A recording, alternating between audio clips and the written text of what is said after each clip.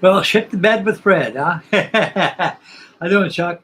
I saw that locomotive you got going. Looks like a Lego locomotive you started. I bet that look real nice like the other one you have.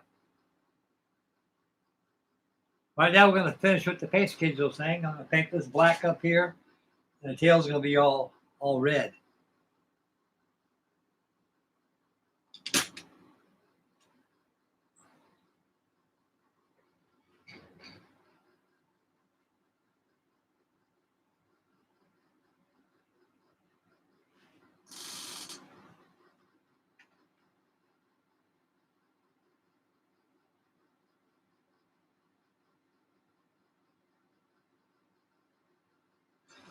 Yep. Yeah,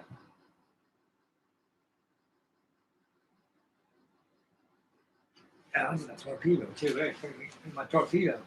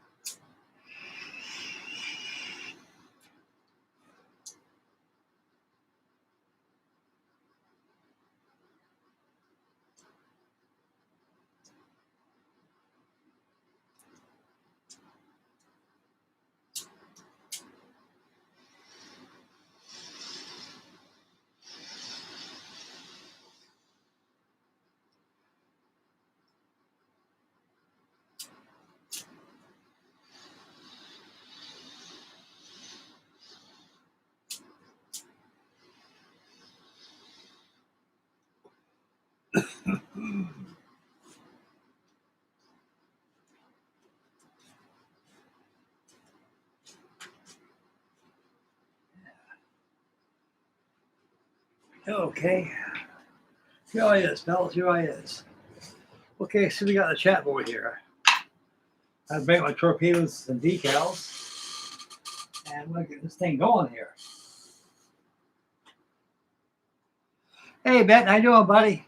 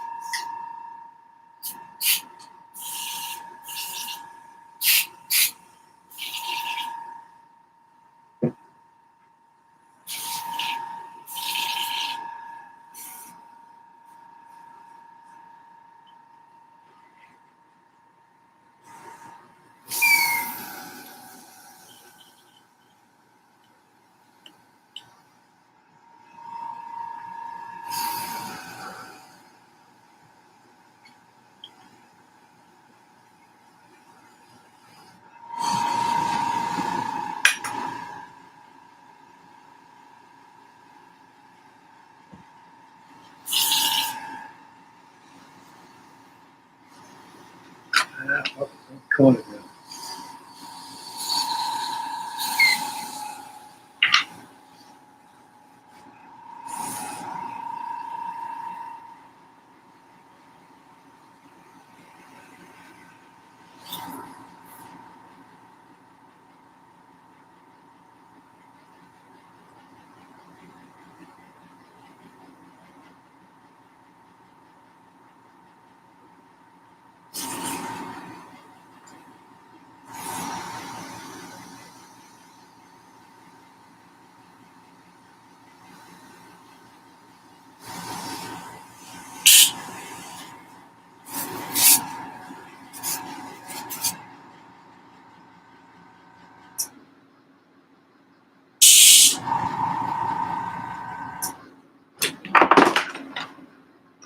Got my airbrush, see the thing is clean. Cleaned it last night. I always clean my airbrush before I even get started here.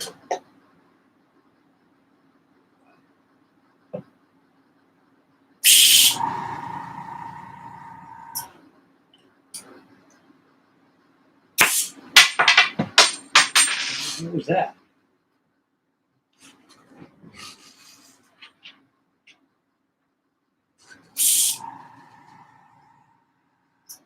Oh boy. The thing is plugged.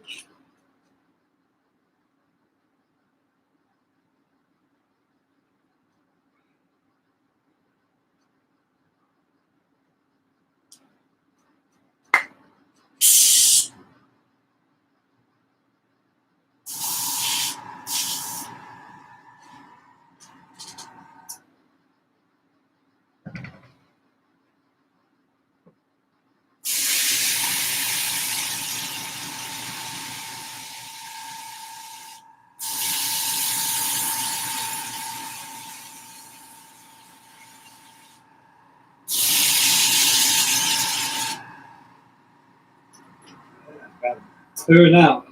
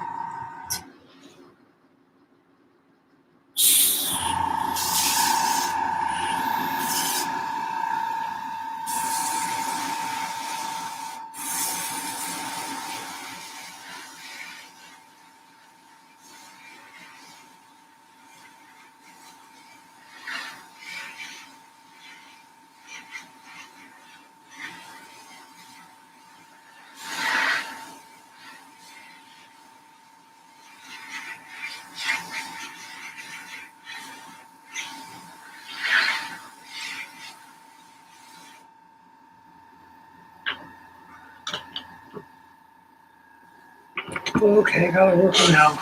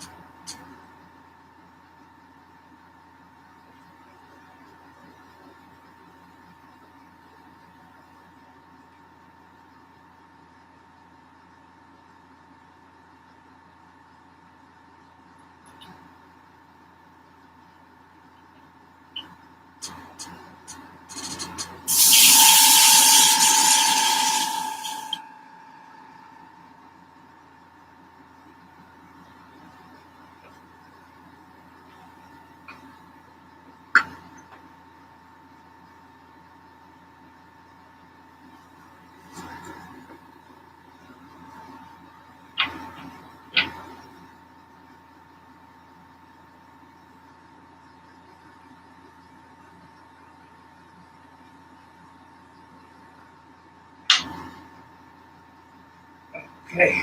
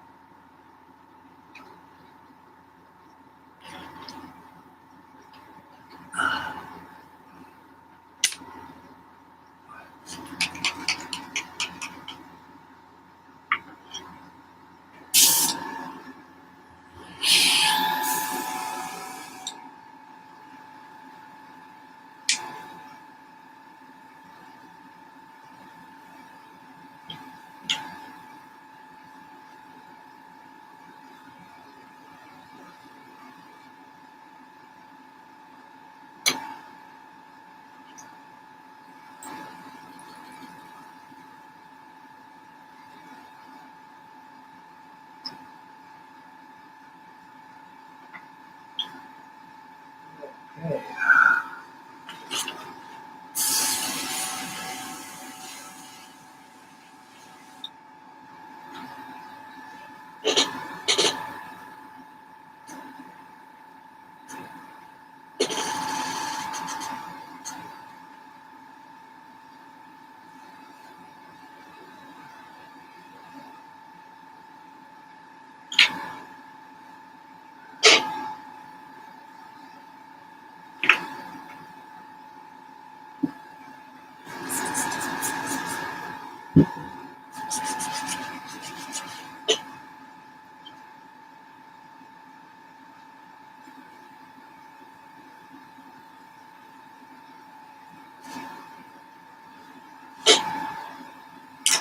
Okay, here we go.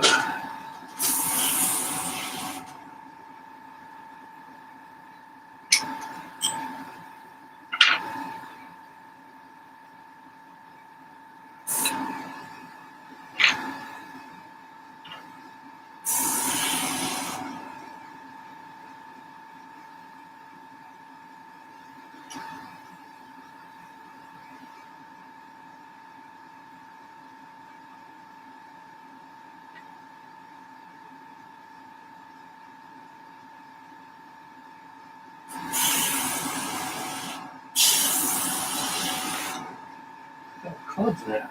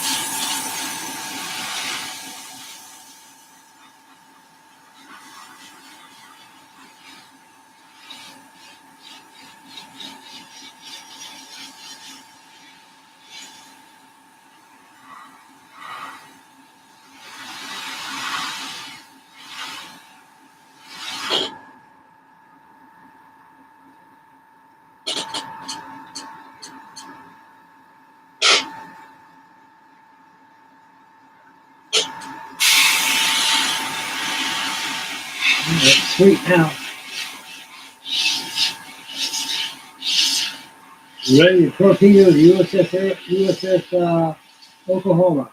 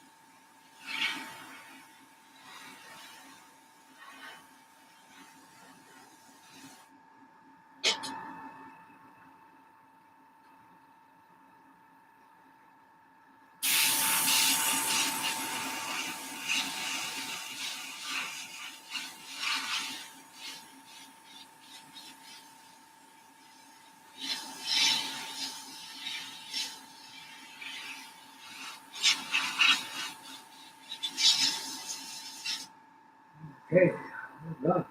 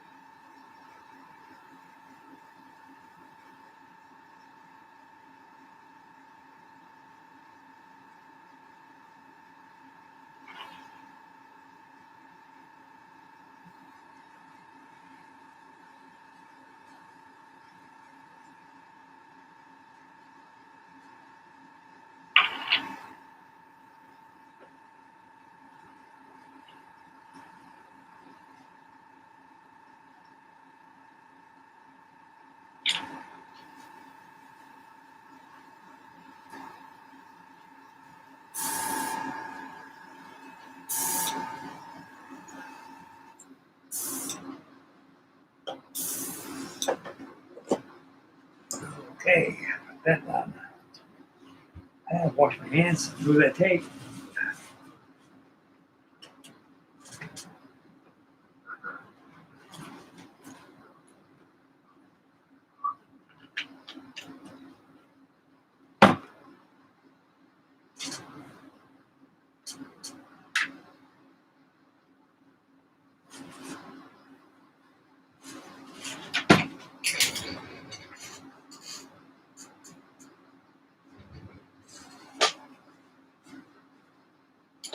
Okay, gang, we got it all painted up. We're going to dry it a little bit, and do the masking.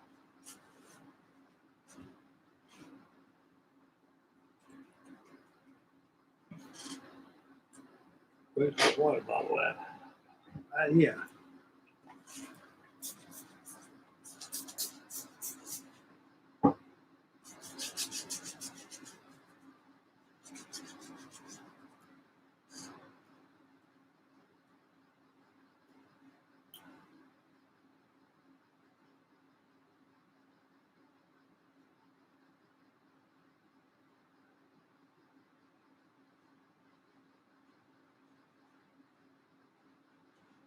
Should wear some gloves. Oh my God.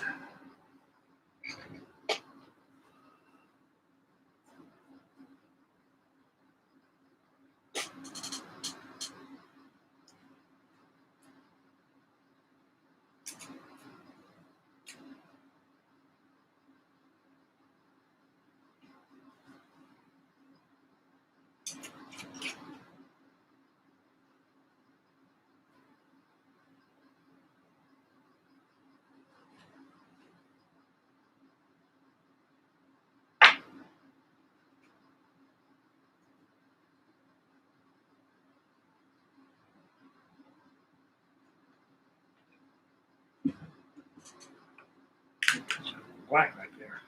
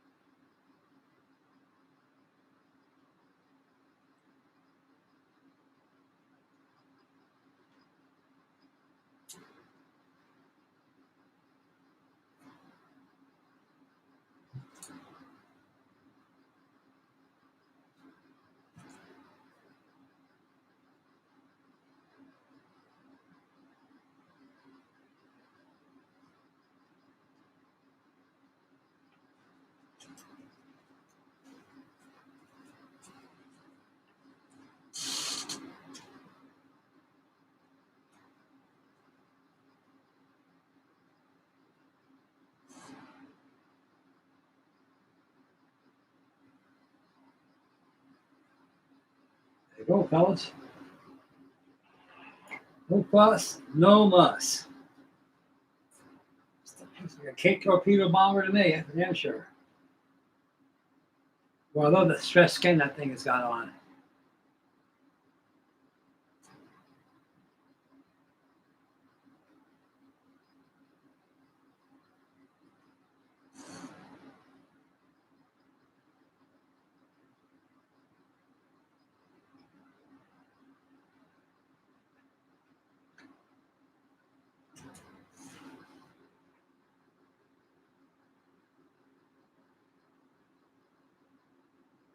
Hey, Captain Nemo, how you doing, buddy? Gustavo.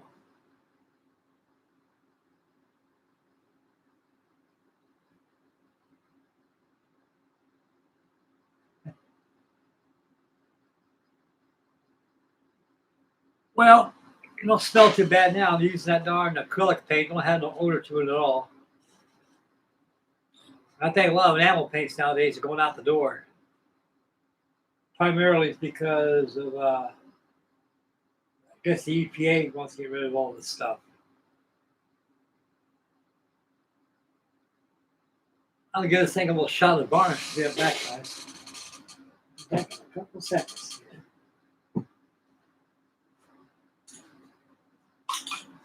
I'll seal that paint.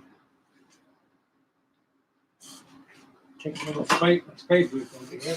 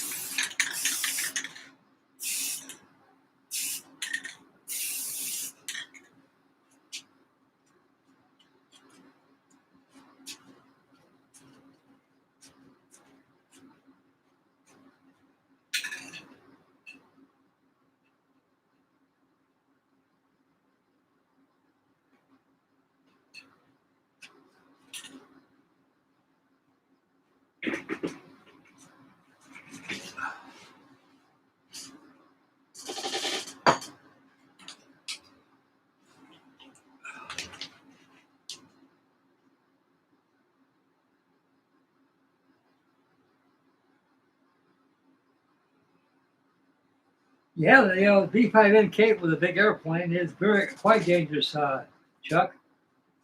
Very, very dangerous. Looks evil in a way.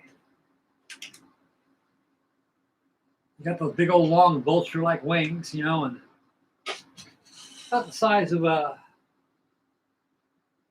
Grumman TBF, pretty close. It had a wingspan about 50 feet. The Avenger had a wingspan of 54 feet, I believe.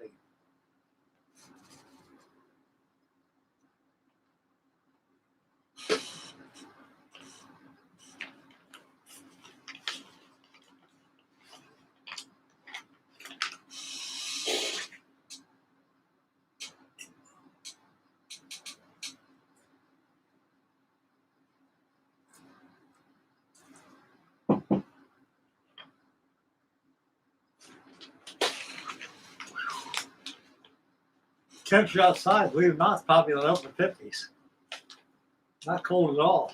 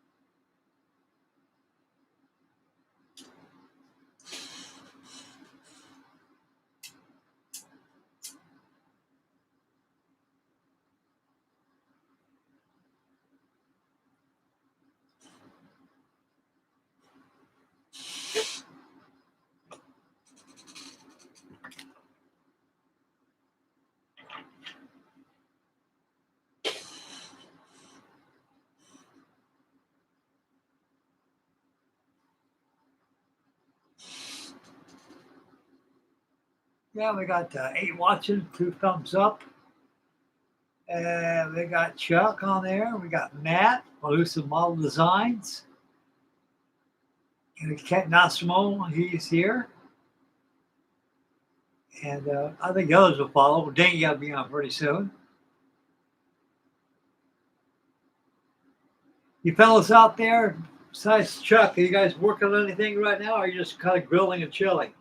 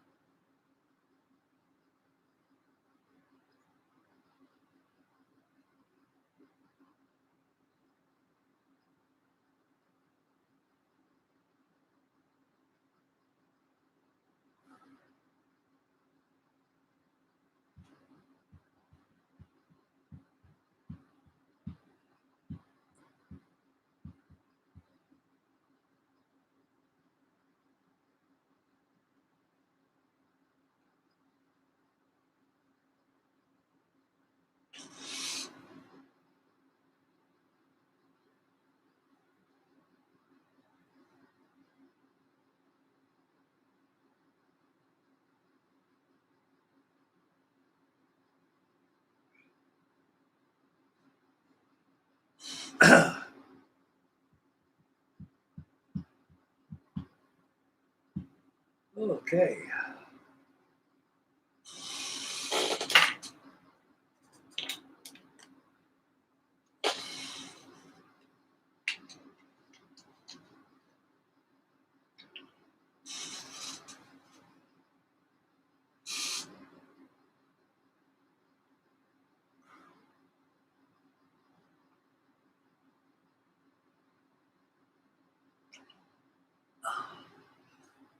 I think next one, we'll put the decals on this thing.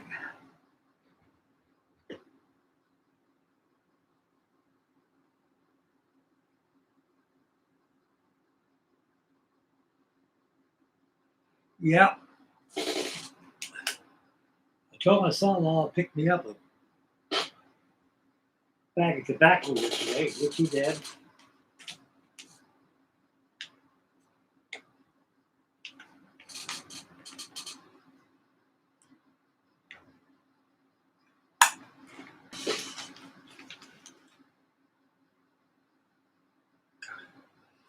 I normally smoke either vanilla or cherry Cavendish. You got me wrong, tobacco. This tobacco right here is used for rolling cigarettes and pipes, but this stuff burns too quick. You don't have that nice, rich, aromatic odor to it.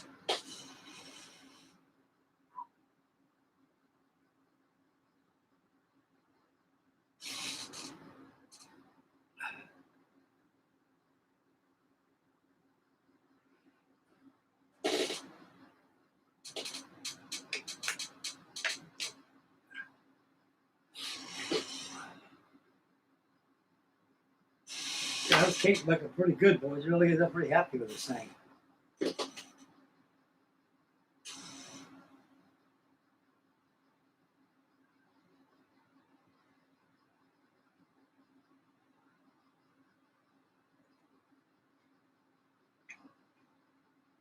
I should have painted my Emily Fine boat using that color.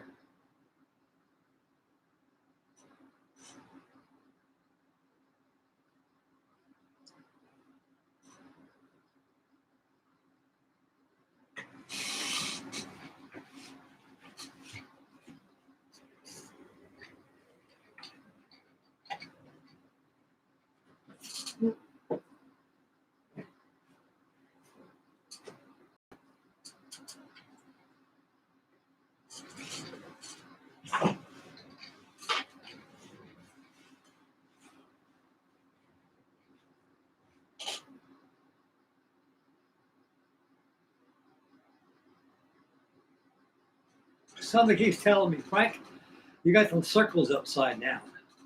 I says, well, when it comes to the meatball, you can't tell right side up right or wrong side up wrong. I got to rig up those pontoons and put those transparencies on there. Everything's about done.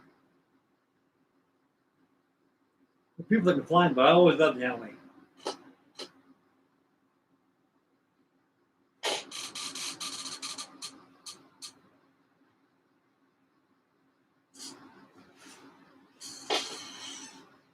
I've seen those things before when I was in the Navy in Japan, in Kuska, Japan. They had a Japanese Naval Museum out there. They even had one of those 80-foot midget submarines that got out of Pearl Harbor. I think it was Sakamaki's um, midget submarine. First prisoner of war. I think he got his. That was awarded to Japan, so they kept that for what do you call that? You call that a sentimental piece for display. An object sentimental. And, the rest, you got two that are sunk at Pearl Harbor. The rest of them have been in museums. They only had 5 midget submarines at the time. You got one that was they found in the East Lock. That was about 2 of them that made it to Pearl Harbor. One got lost at sunk LST 1137 at the East Lock, and the other one contributed sinking USS Oklahoma.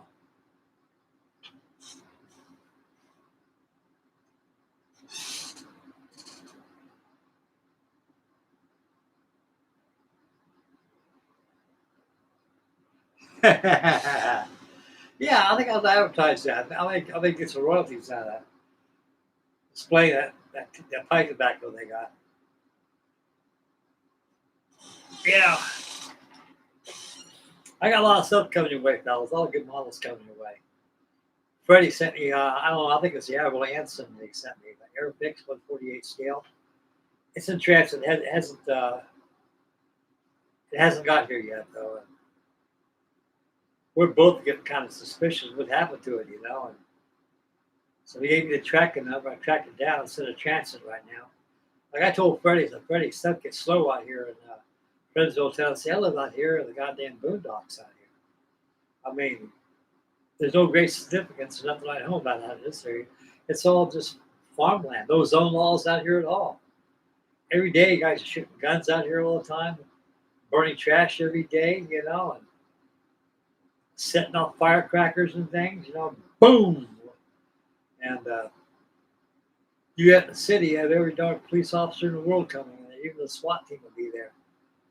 But out here's no zone law, so you get away with everything, all animals, anything, And they're pretty good out here without all that stuff. Make sure when they blow that stuff off, ain't no kids around or no neighboring houses out there. We have one guy. I knew his name was, what the hell is his name? Jimmy Plummer. This guy was about 3 cans short of a 6-pack of Budweiser. Had an IQ between a tree stump and a shovel. And not very bright. On the 4th of July, he used to blow dynamite off the back of his house. One day, my wife Ruthie and I were sitting there having a Thanksgiving dinner. I said, "What do you want for Thanksgiving?" Frank, you must grill some steaks and some ribs. You took it right out of my mouth. I said, "Okay, I go down to Kroger's, get some ribs, get some steaks, and get the kids come over, have a little 4th of July blowout, It was okay. Sat there, I was on there grilling them steaks, grilling them ribs, grilling corn on the cob, you name it. Drinking a few beers. Having a wonderful time. All of a sudden, boom. It blew out every window in our block. Blew out my window. That day, Jimmy Plummer calls me up about 5 seconds after that. Before that dynamite went off, he goes, "Hey, Frank, how you doing?" "Okay, Jimmy, what's on your mind, buddy?" He says, "You got your ears on?" So my ears are always on. "You haven't heard nothing yet. Listen to this." He hung up the phone and boom. Whole house just rattled, knocked the knickknacks off the wall, blew out our picture window. I went out there and knocked on the door. I grabbed him with a nap and neck and threw him against the wall. So I want to tell you something, Sharp Cat. I said, "You owe me some money for that picture window right there. I want it done this week. If you don't, so I'm going to run you through the mail. Understand me?" He goes, "Yeah, I'm sorry, Frank. I just have fun." I said, "What's wrong with you?" He said, "That stuff is dangerous. You can't do stuff like that in a neighborhood like that." Look at the damage it caused my house and everybody else's. But boy, people were running line. The whole neighborhood came to his house. Also, the cops came and everything. Only good out of that Thanksgiving, out of that 4th of July wing ding that we had was the food. The guy was, he was a nut job.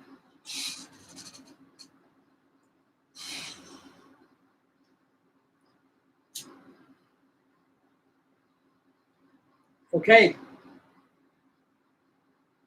the varnish is pretty well dry on my cake, so I'll go ahead and put on a couple of decals. Let the decals dry for a while. Then we're going to build the torpedo. And I'm thinking about sneaking this out too.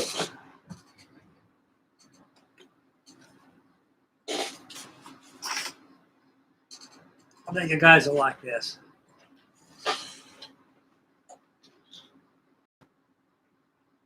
(1/72) scale, Academy TBF-1C torpedo bomber. Even 1/72 scale, this thing's pretty good size. So I think I'll go ahead and we'll start building that line, have a little fun. And I could probably have this done in probably a couple of days. Not much in it. So I kind of throw that in with a nice build. But to get the decals on, it won't be long, Let the cake dry. And everything else I'll just finish on camera, make a final reveal for it. And tonight, later on, I'm going to get those wing floats all rigged up on my Beverly flying boat, get the transparencies on there, and get a final reveal for that. I've been threatening to do that in the last 2 or 3 days now, no go. So it's ready to be finished up on.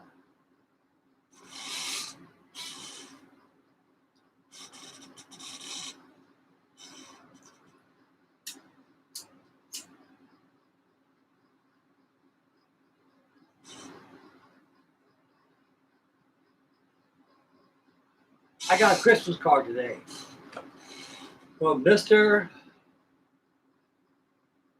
Bill McAllister, Syracuse, New York. You're one of my subscribers. This came in today, mail call. Says Mr. John, no, it wasn't William, it was John. John E. McAllister.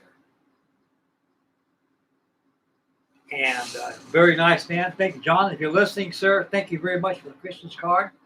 I got the card laying on top of my tanker over here so I can look at it and marvel it. And it says right here in the description, it says, long-time viewer of Frankie Day Models. Have a great Christmas and keep up modeling. It says, P.S. I might try to send you a gift. A small gift. Card's good enough, to me, but I'll welcome the gift too. So I got that sitting in my tanker over here. That was very nice of this man,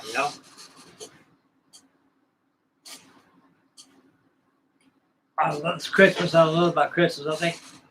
I believe, fellas, that Christmas to me is over with. Is over with. Just like another Monday, the beginning of a new week to me. I got nobody to celebrate Christmas with, And I love my family very much. I love my daughter, my son-in-law, everybody, but you don't give much effort for Christmas towards me, everything. They got their own agendas they're doing, everything, plans. That's their life, Mine's in this room, building models and being with you guys. But like I say, you guys are part of my mental medicine. What you fellas watching my videos, and commenting and chipping in, I'll be ready for the rubber room and the nursing home.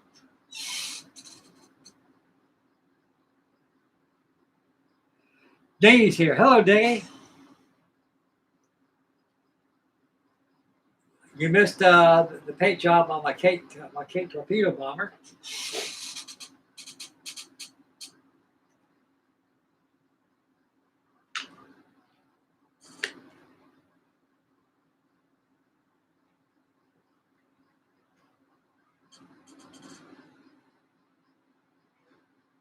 Got it all painted up. Mexican for the decals on it. I got my Emily flying boat right over here.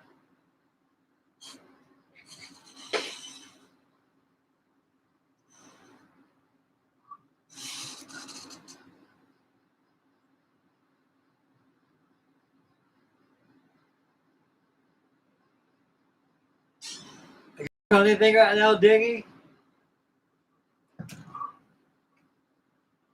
Man, it's blowing up the storm outside. Hear that bang bang noise? That's the wind blowing out there.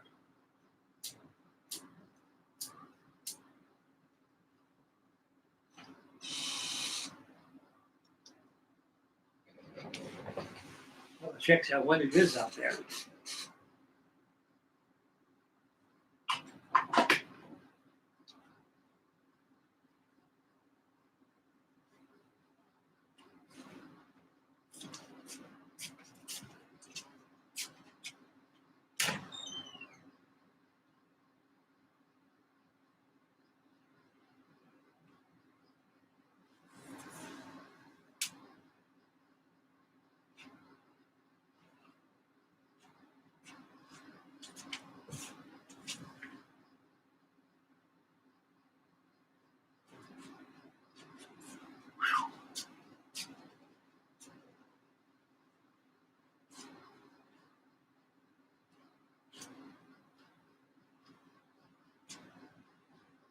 Well, it's really heat up. It's hot. It's warm outside.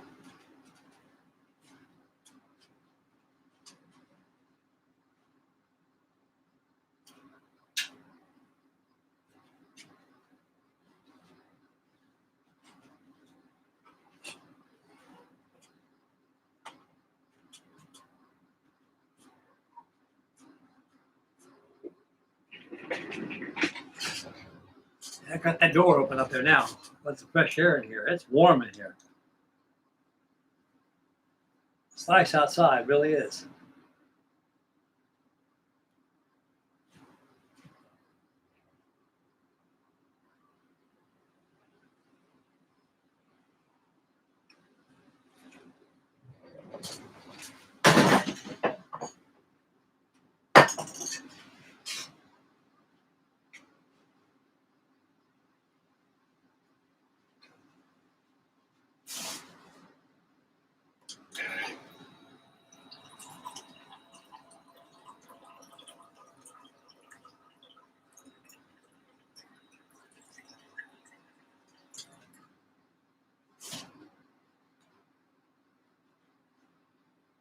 I got some fresh distilled water.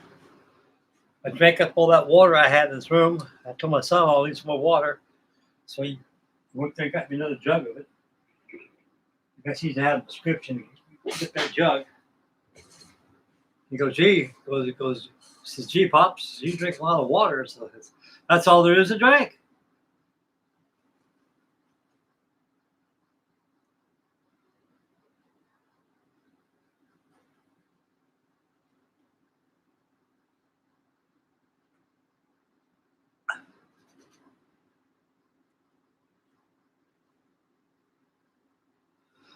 Boy, I thought it was good eating fish, buddy. It is. I'll tell you another thing that's really good eating fish is shark. Shark steaks, they're good. Man. California, when I lived out there, we was catching blue shark all the time out there. Caught a big old 16-foot blue shark.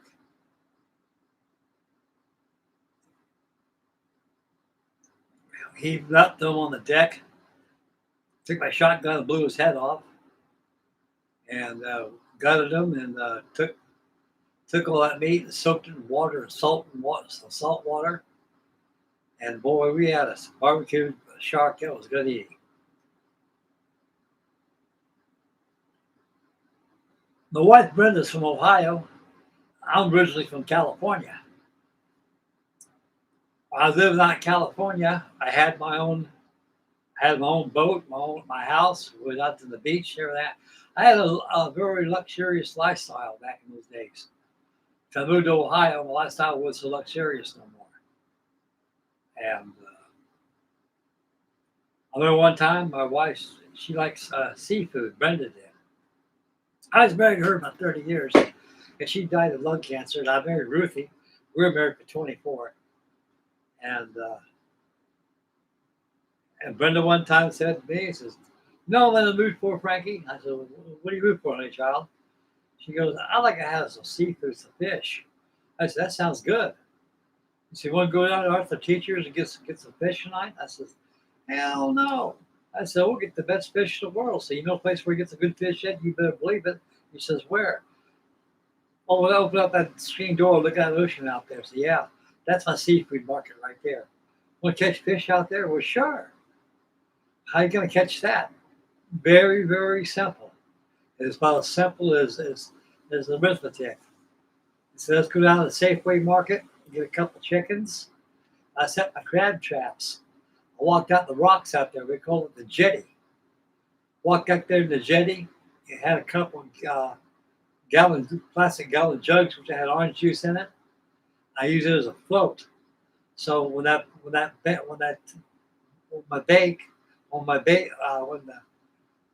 crab traps are sprung, that jug will come up and let me know that there's a crab in there too.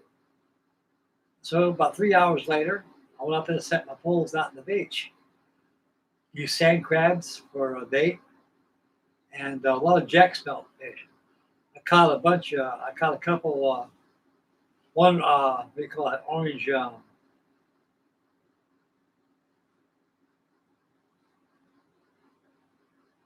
orange ruffy or something else. I forget what do you call that fish.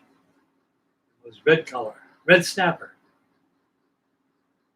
That's a king of fish out there, good eating. Caught about 10 of those. Put them in a 5-gallon bucket of salt water. Took them out there, cut the heads off. First of all, I took the gills off of them and cut their heads off, threw it in the grill. Went back and checked those crab traps. I caught about 7 big old huge bunches of crabs. Caught 7 of those and a bunch of mussels. We took them home and ate them up. We had a wonderful time. Those were good old days, fellas.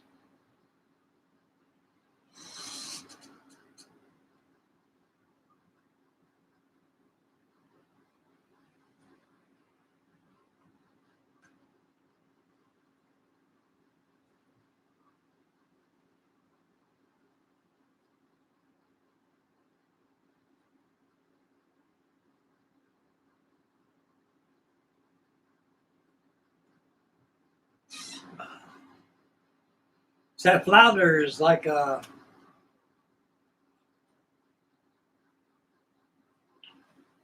it's a bottom fish, bottom feeders. We got a lot of those out in California. You just go to the Ventura Pier up there and catch those things all the time. Big old flat looking fish. They're good eating too. That meat is all nice and white.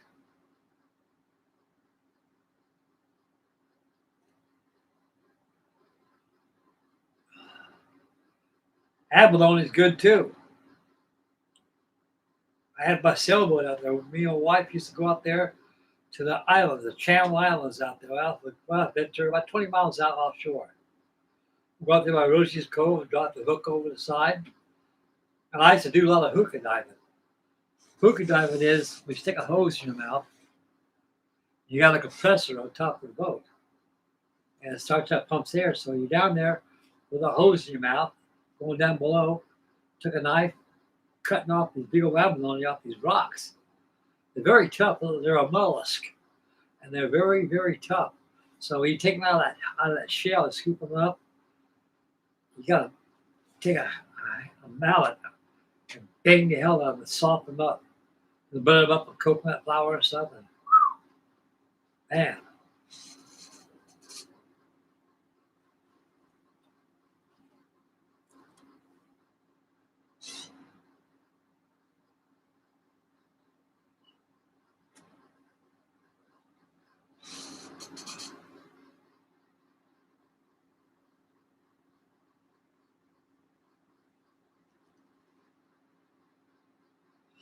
That shark is a steak.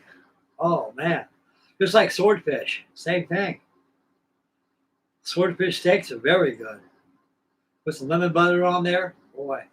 I used to catch lobster all the time too. I want to tell you something. Anything from California, even Texas out there, out the Corpus Christi, out through there, out the Gulf, lobsters are big out there. I mean, the tails are probably 18 inches long, about that big around. Big old huge molar pinchers. Oh man, I like that blue crab too. That Maryland blue crab. I remember one time my wife says, "Frank, these crabs are soft. The soft shell crabs." I say, "You eat the whole thing." He says, "You gotta be kidding me." So I had some sourdough bread and a soft shell crab. Ate that bad boy. It was good. She says, "My God." Says, "You're a cannibal." I said, "No, I don't eat people. I eat fish." He says, "This is good. You ever heard of eating a shellless crab like that?" She goes, "Soft shell crabs." And she knows what makes them so soft like that, because they're molting their shells. They're very, very soft. They got a very tough hide to protect their organs and everything. You know, you eat the whole thing, dead man's finger, everything.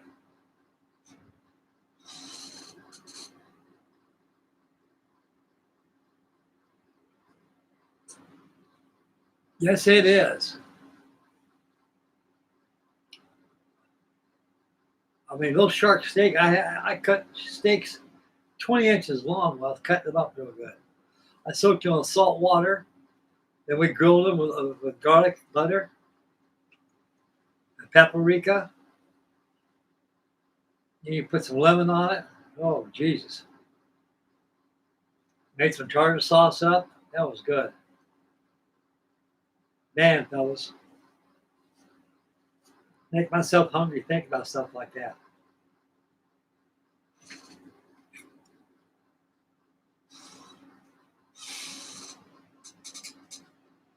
Okay, I think it's about decal time for the cake.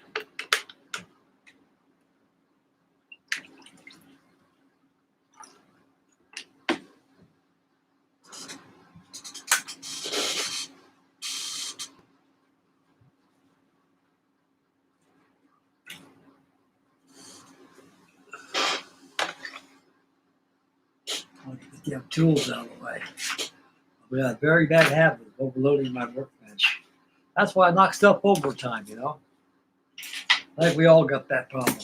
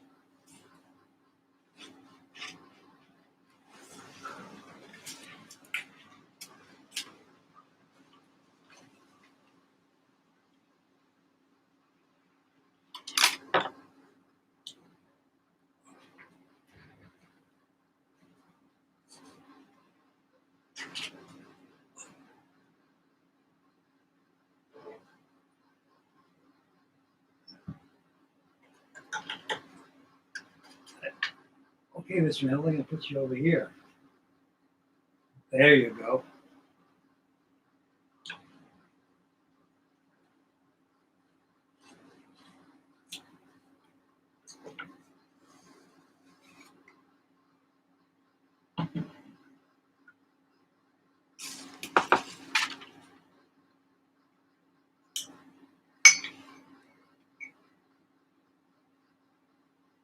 I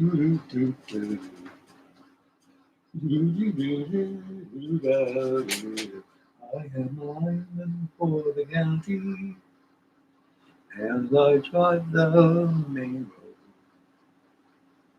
searching the sun for another overload. I'm in a wire, and I hear you through the wire, and Wichita, still on the line.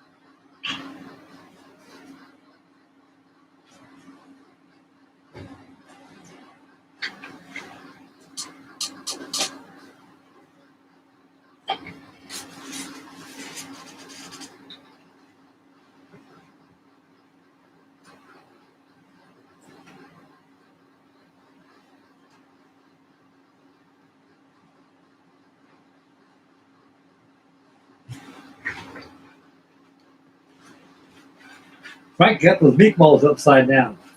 What do I do? Blow myself.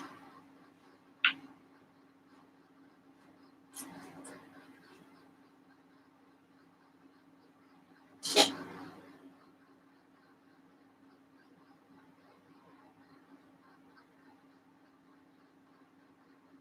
want to tell you something. This first board model I ever had in my life. These are good kits.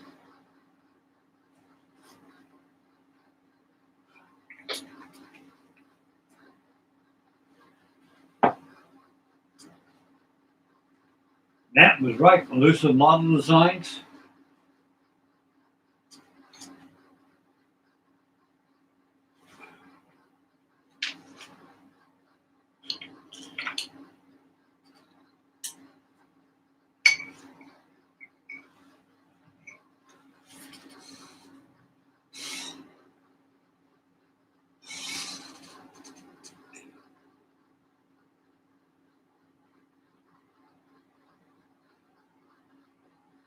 Yes, it is. Me and decals share the same cup together. All of this water and decals, they gonna hurt you. Of course, I always rinse my cup. I got plenty of water in here. The only thing I don't have, I got a toilet. It's a running toilet with a leach line out there. It's all septic out here, fellas, you know. And I think next year we're gonna put a sink out there so I can wash my hands. I generally wash my hands with a Windex cleaner. I scrub my hands. It does. It cleans your hands nice and clean. I try to keep my hands clean around these things. When you get dirty hands, you pick stuff up. You transfer paint on your hands on your model. You don't recognize it at first because you're busy putting decals on. And pretty soon you look at your models and go, oh shit, I got goddamn paint residue on the thing. Dang it. You know, sometimes it won't come off.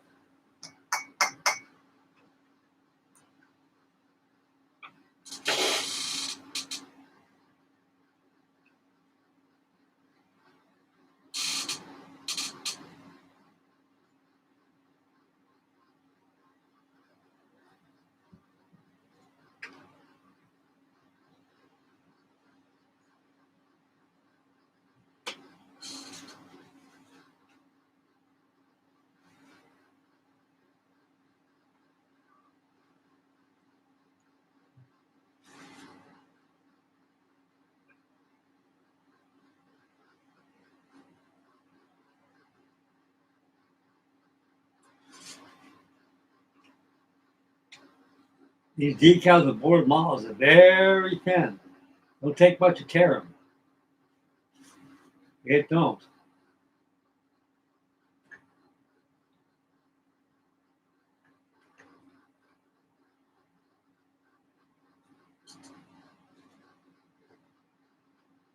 Now, with decal solvent, you can go two routes. You can go this route,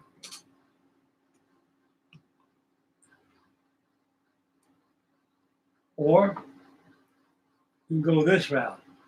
This stuff works real good. Shrinks them decals down, makes it look like paint when we're all done. Now that Tamiya decal set works just as good too. Not to put it down.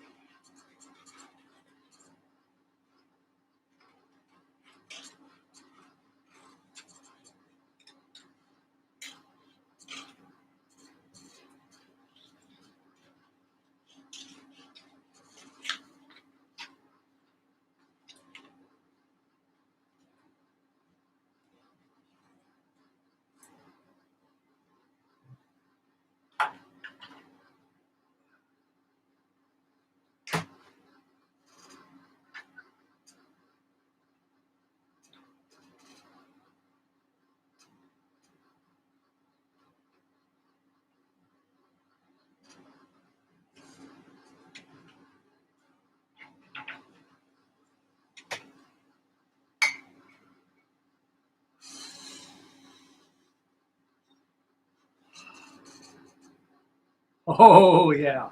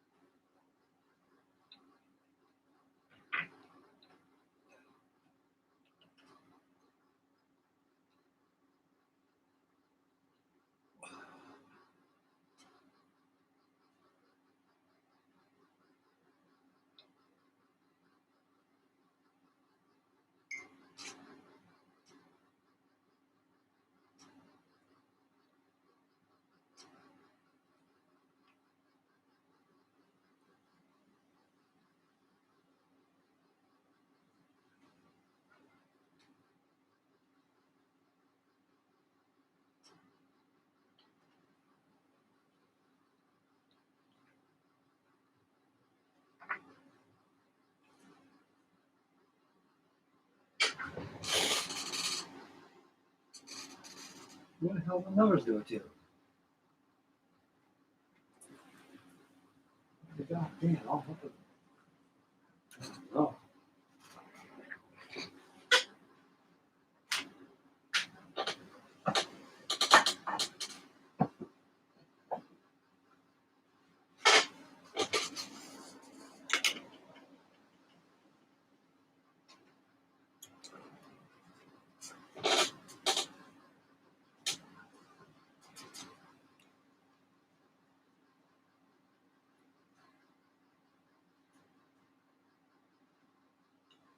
What the hell happened there?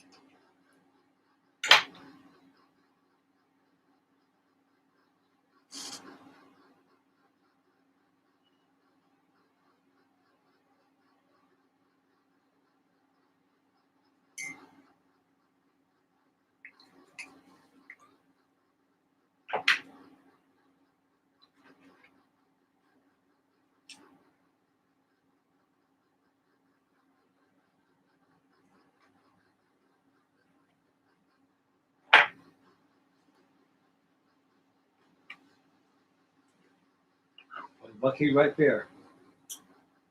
Very lucky.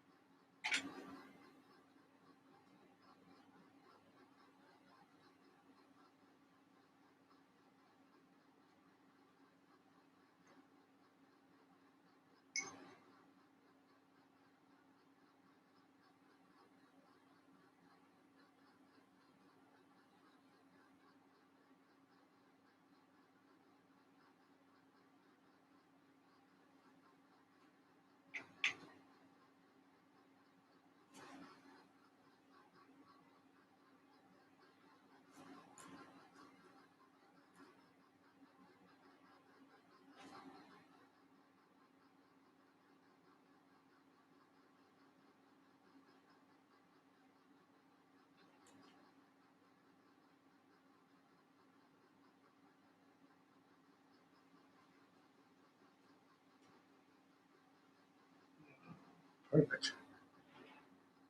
Now I got a little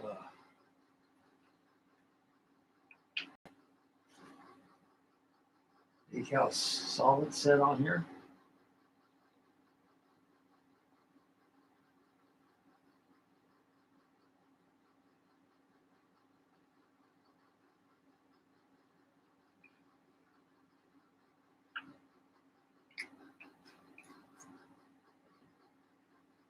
Check it tells you right on.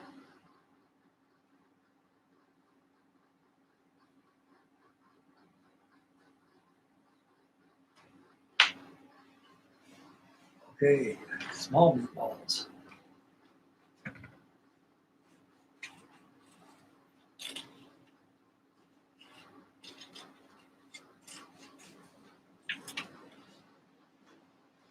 These pretty good decals, a little thin, but they're good.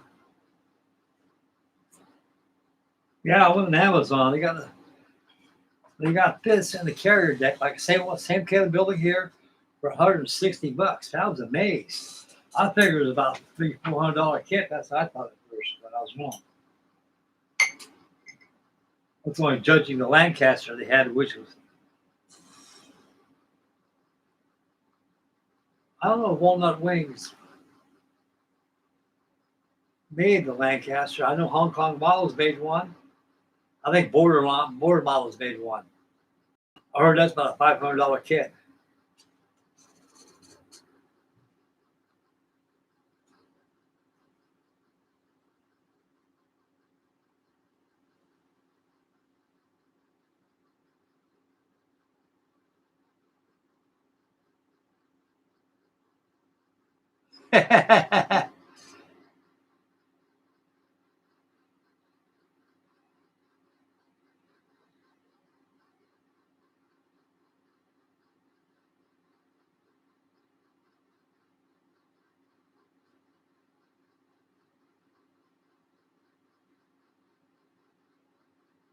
There you go, Danny.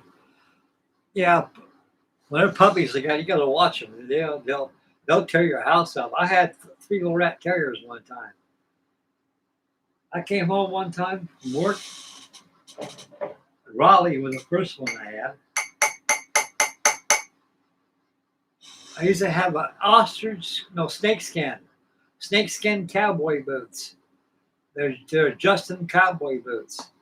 And them things cost me $400 for a pair of those snakeskin cowboy boots they had. They're pink colored. That little bastard chewed the hide right off those boots, ate a hole that big off my Union Jack I used to have. They're like goats. So what I did, you got to buy a kennel for them. You throw them in the kennel, and they get used to that kennel. At nighttime, the daytime around the house, get to play and do things. When we go out for dinner, go out and leave the house, you can't leave them alone. I said, okay, come here, Raleigh. Open up the kennel door. He'll walk right in there. I just close the door. So that's where I have chewing the house up.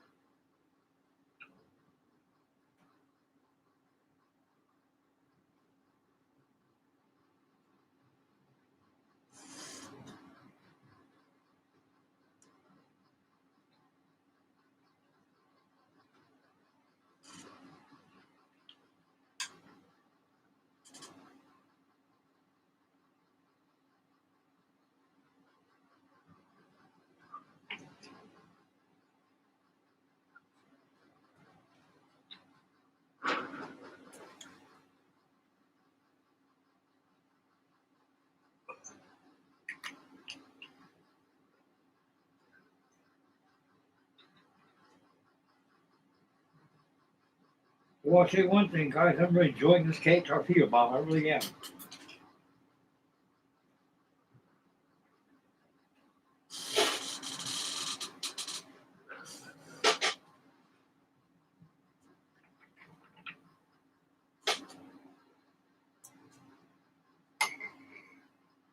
Now I need to get me some 135 scale figures. Go to school and learn how to paint them. I might just send them your way, dang it. You can paint them up for me, buddy. I could commission you to paint my figures for me. I think I may do that. I have your address over here with your address and everything, so it'll be no problem sending them to you.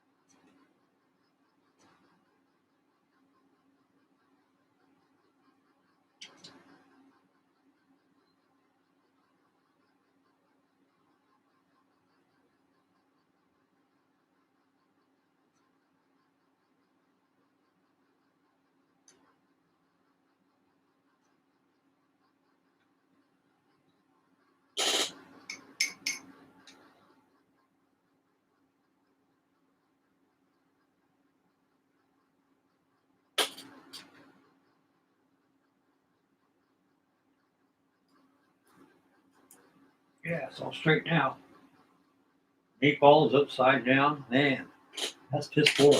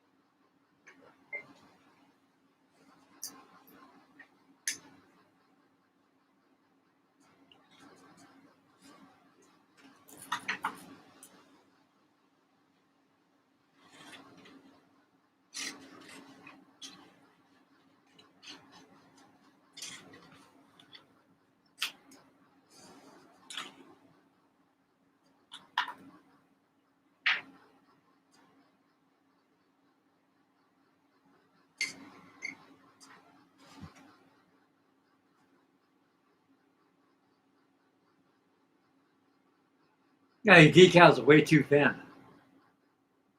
Without good decals, you got to be very careful when you play them. Like they'll tear on you. They will.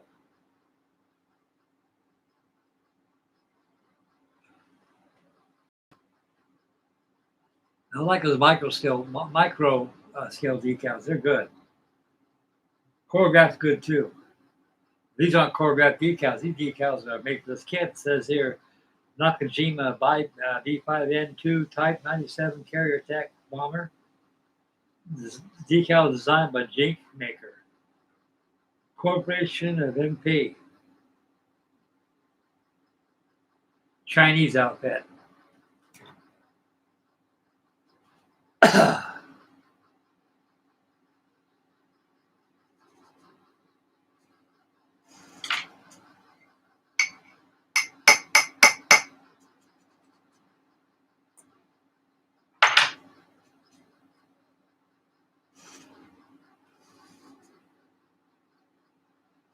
Wow, it's not here.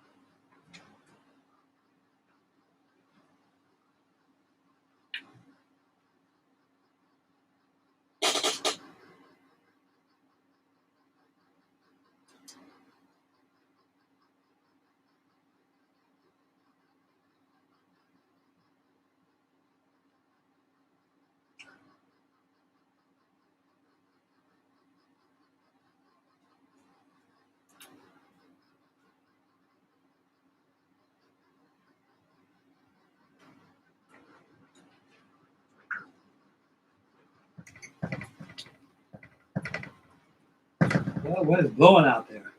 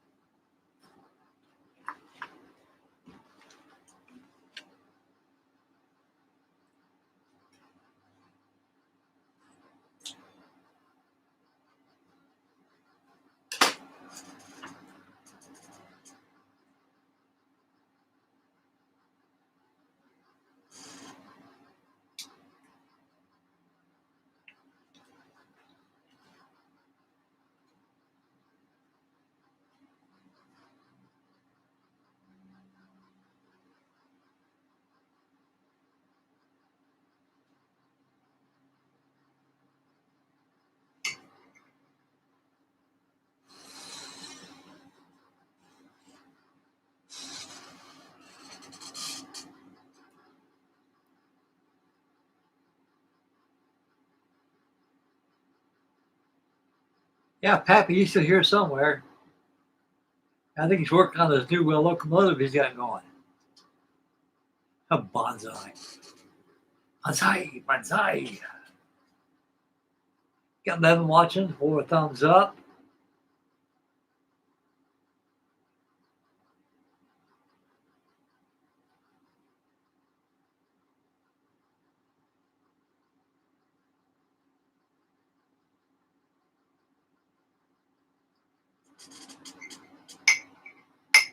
I hope these aren't lines being.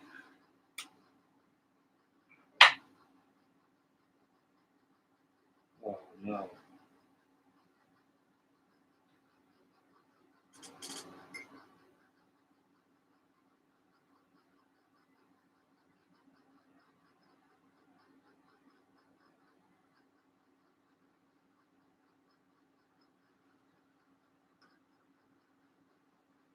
Not like I use those. Not like I use those. Damn things. I thought it'd be one decal sheet right there. of over them.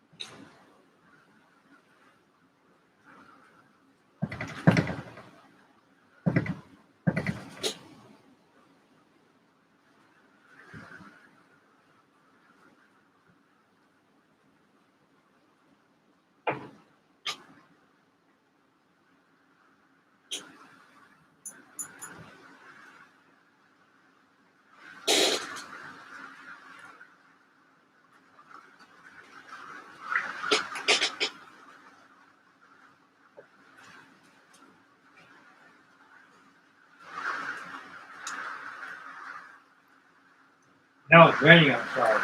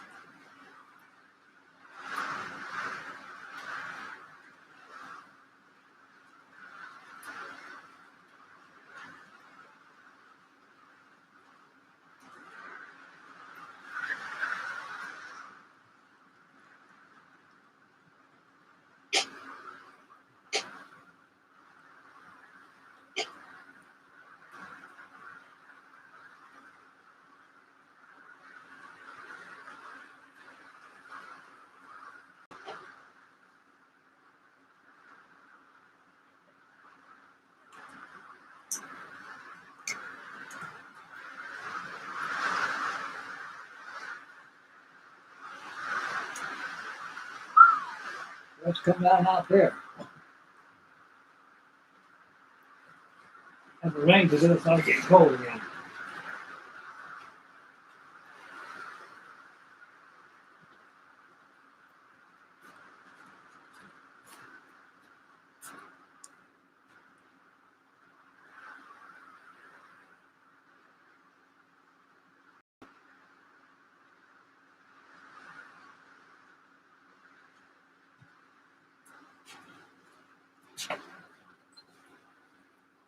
Yeah, it's raining out there. Not big, not much, but the wind's blowing more than anything.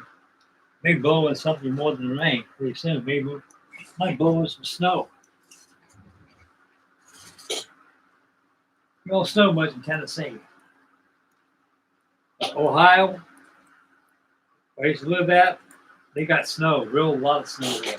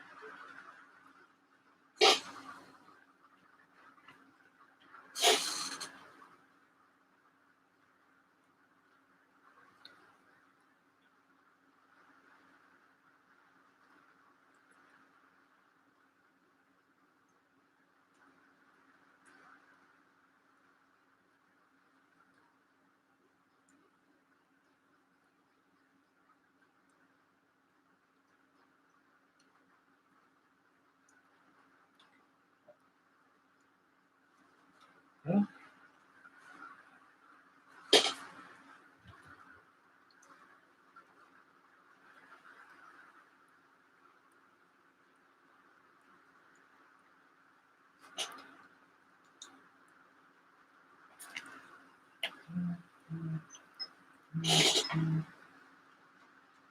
Oh, got a message on my phone.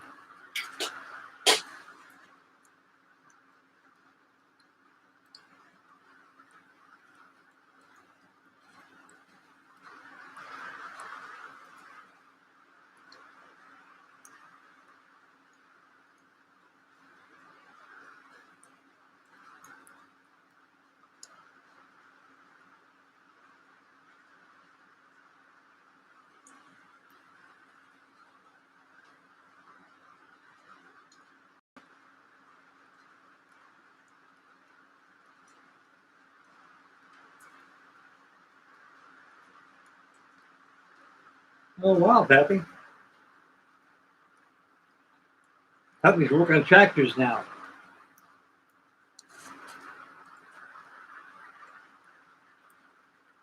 Now he's working on these small tractors. That looks pretty good, Pappy. Oh, wow.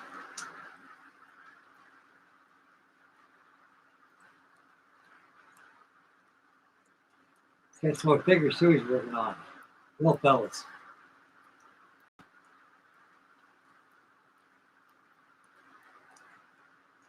Oh, wow.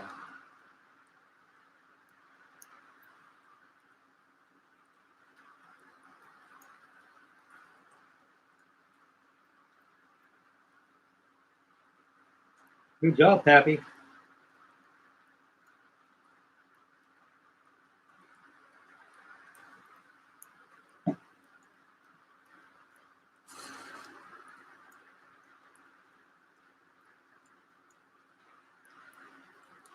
Uh,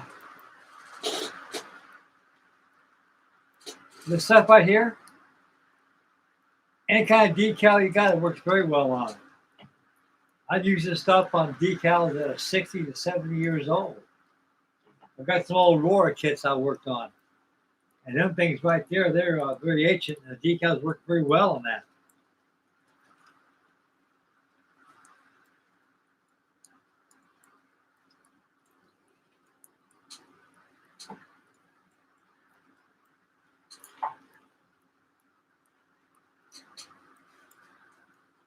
Where's my little dots at?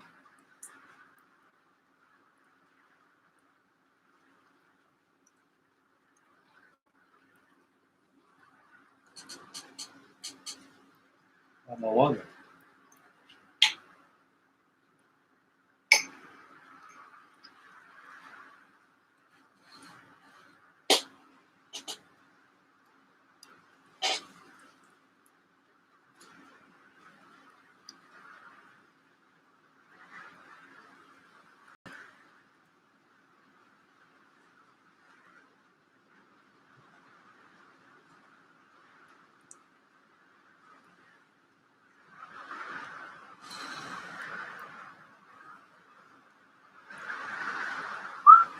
Really getting up to cob out there.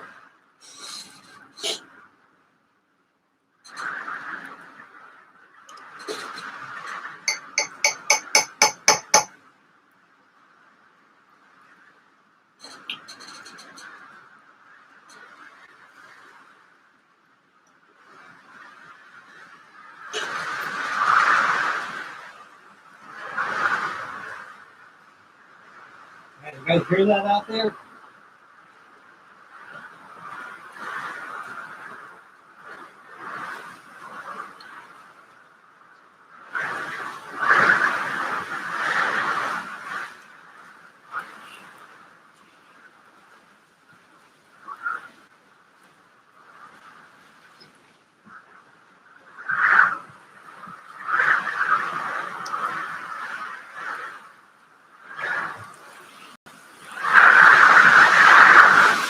Hey.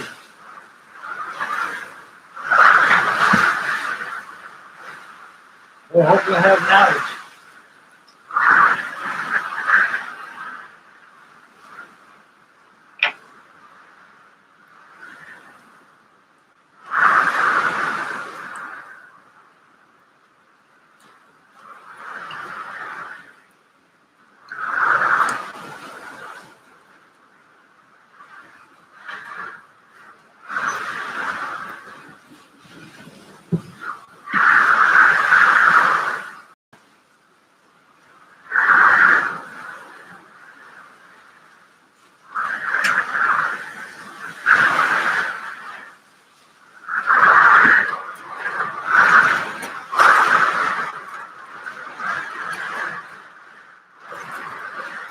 Man, it's blowing out there.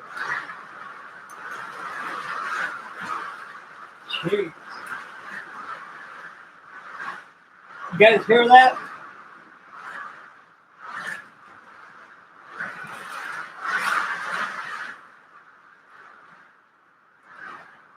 It's blowing and raining out there.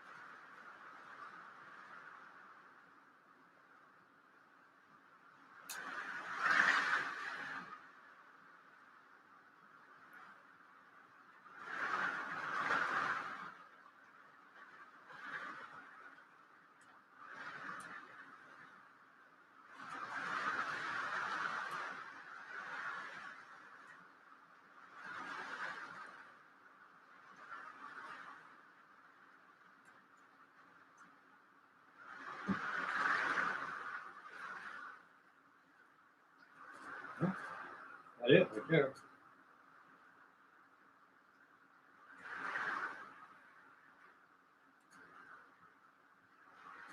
Say these decals in the decal box.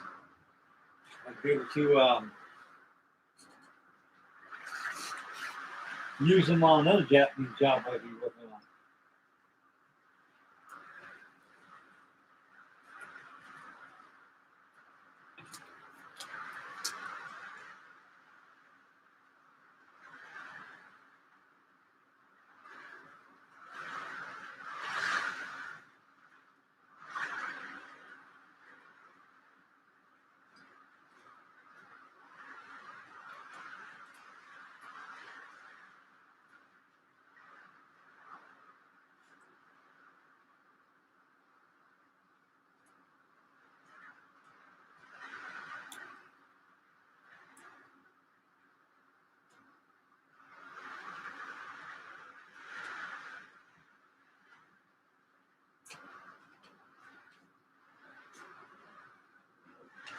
Okay, guys, I think we got the cans done decal-wise and everything.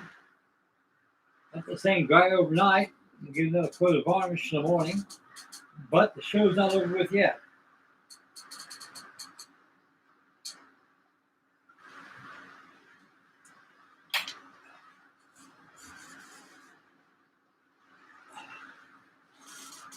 I'm going to work on this little guy for a while.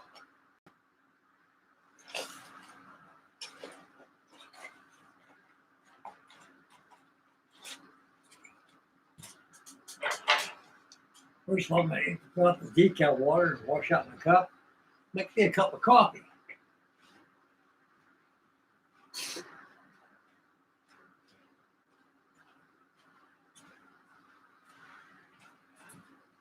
Oh.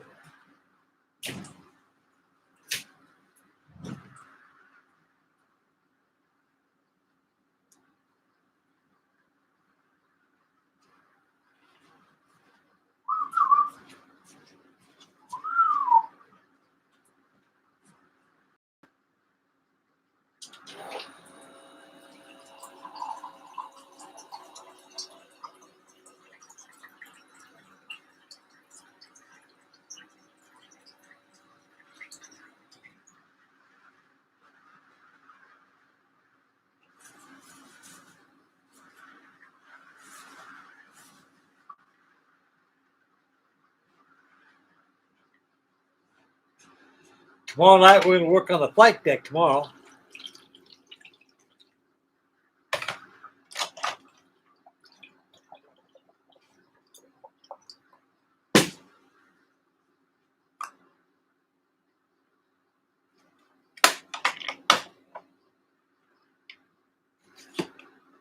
Sounds like the rain died down out there just now. Oh, boy.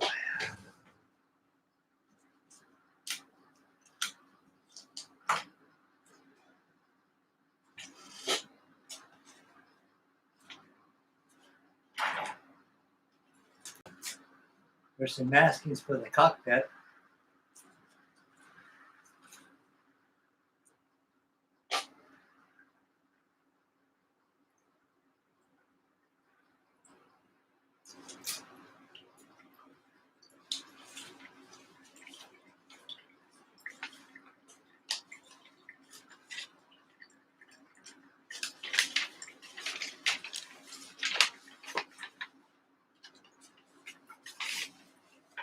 Not much of an interior.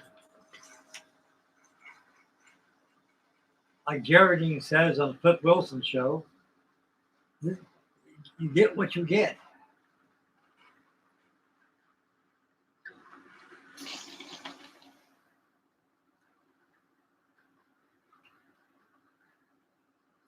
Yeah, I assume it's going to get cold here too, Captain. I assume it's going to get cold here pretty soon. Yeah,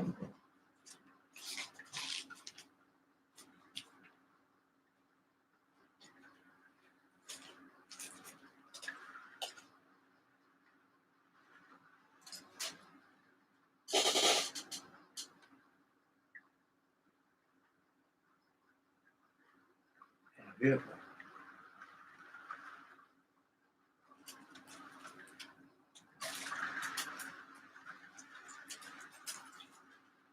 Not much this kit, tell you that.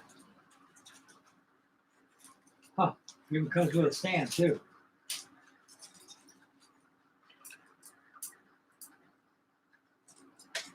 Little stand right there. Okay. Let's go ahead and get this thing going here.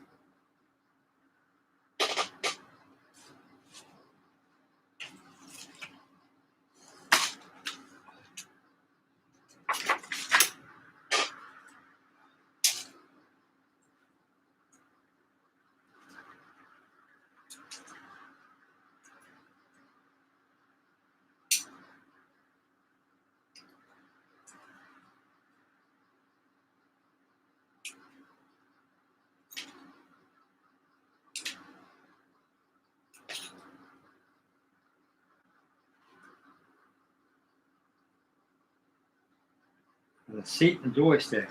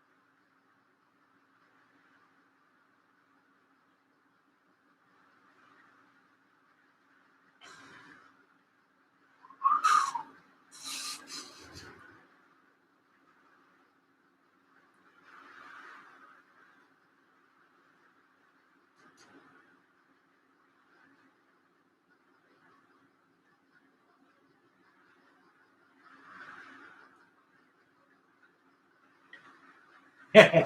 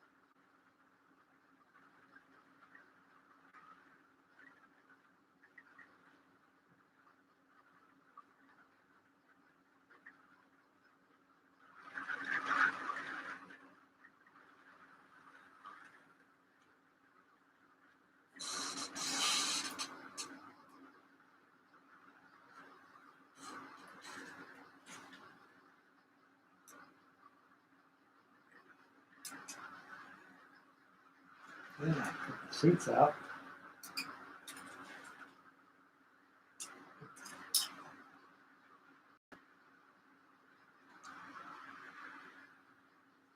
Joystick right here.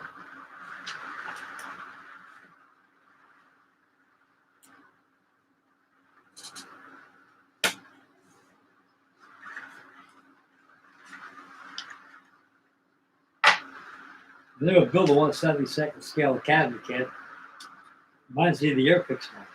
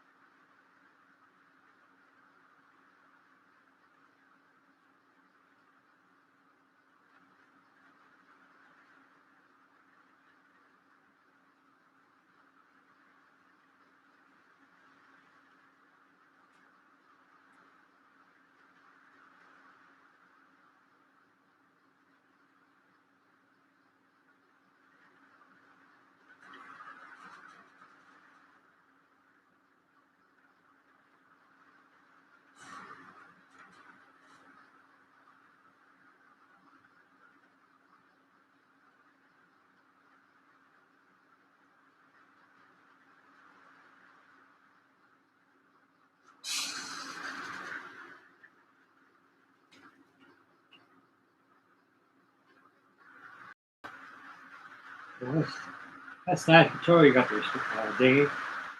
Stratocaster. I got a Strat too, 1957 Fiesta Red. A tweed case.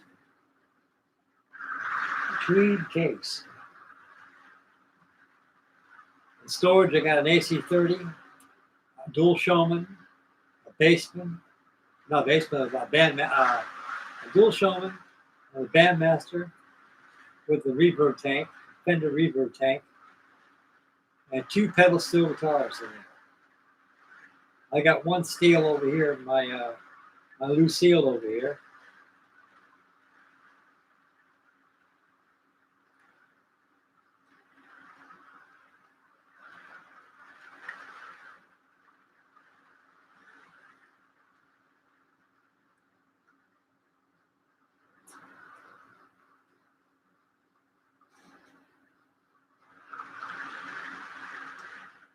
Yeah, the Marshall stack. That looks pretty good. bongo drums, man.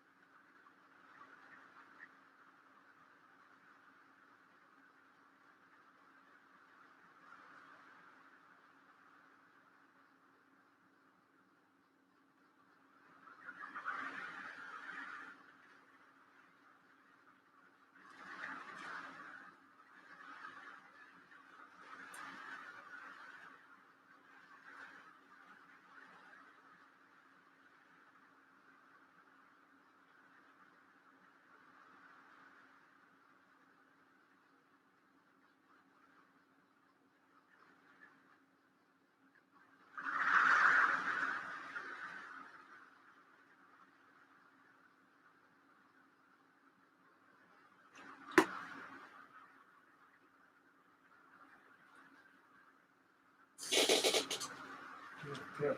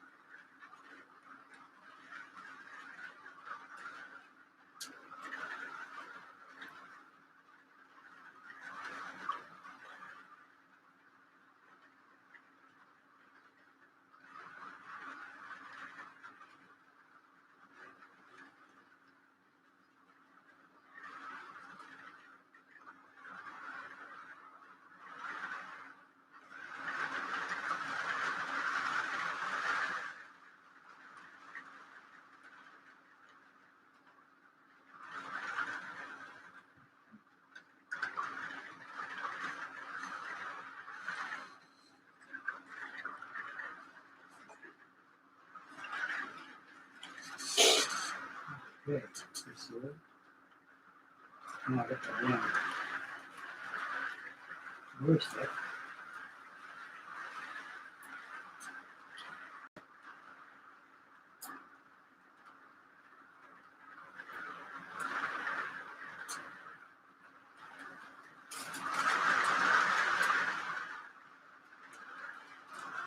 That one.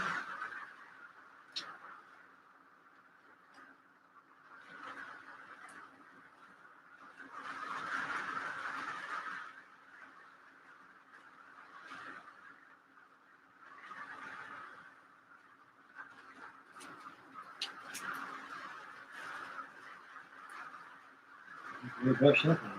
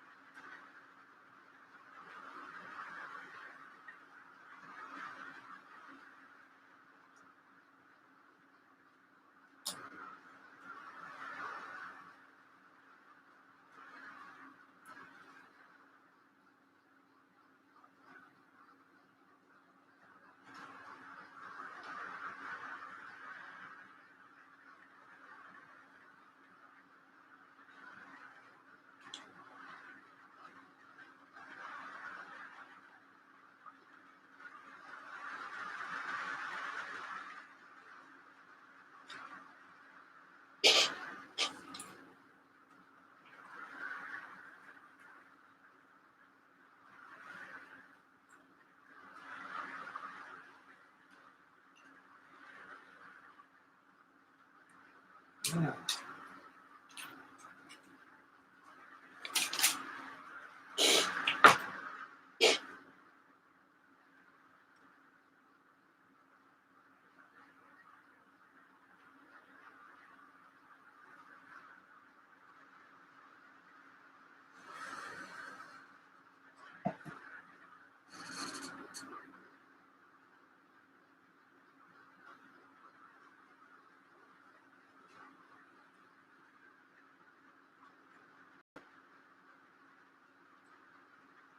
Those tractors are probably 1/72 scale, are they, Ding?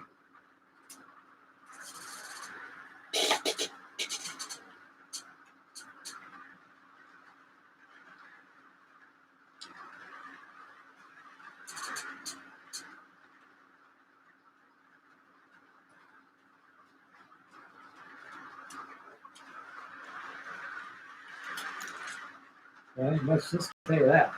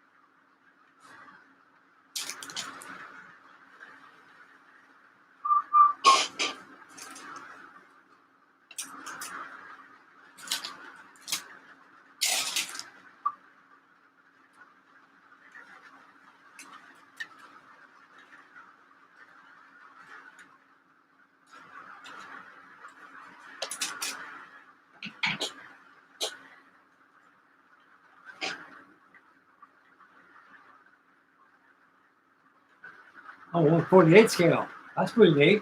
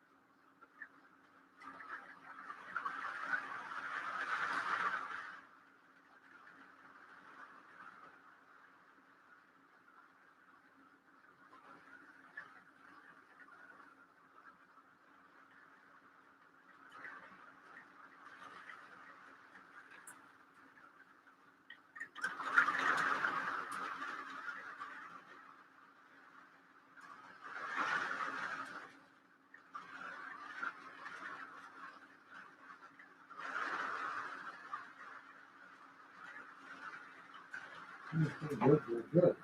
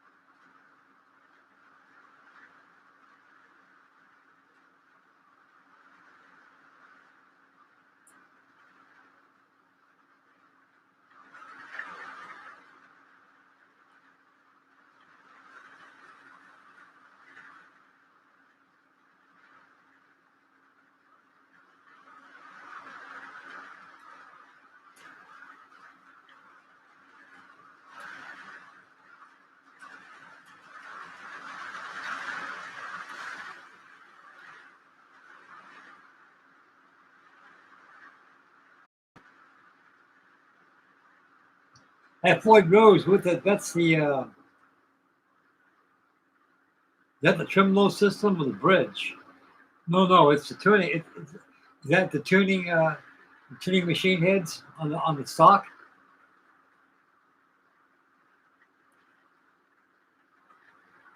Oh yeah,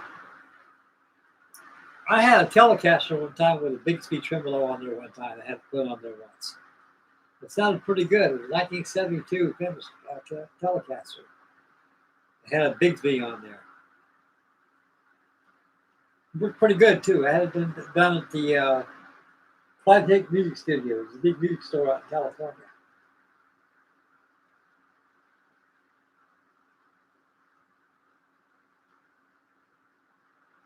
Nokia was in the Ventures. He had this. I got the idea from him. He was playing a Telecaster with the Bixby tremolo arm on there. I got Jazzmaster guitars, Jaguars, Stratocasters. I even got the Fender Squire Bass 6. Well, you can get lost playing that Bass 6, I'll tell you that. You play a lot of Glenn Campbell stuff in that thing, I'll tell you that. Like Wichita Lineman, Galveston.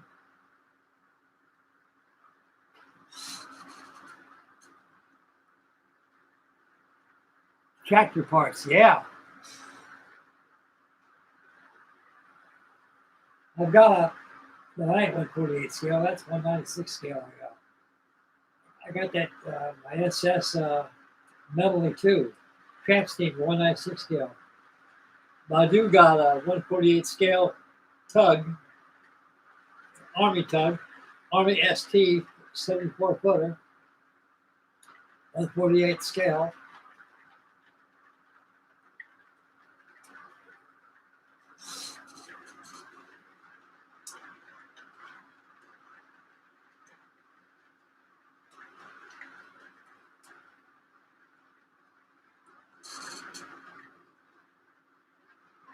Yeah, locks those machine heads. You know, when you're tuning your guitar, they got locks underneath that locks them up. They're good. You can't, they're the best, I think. Most Stratocasters don't have that. They just have deluxe tuning keys on them. Vintage. I put looser knots in them. That way, keep them slipping.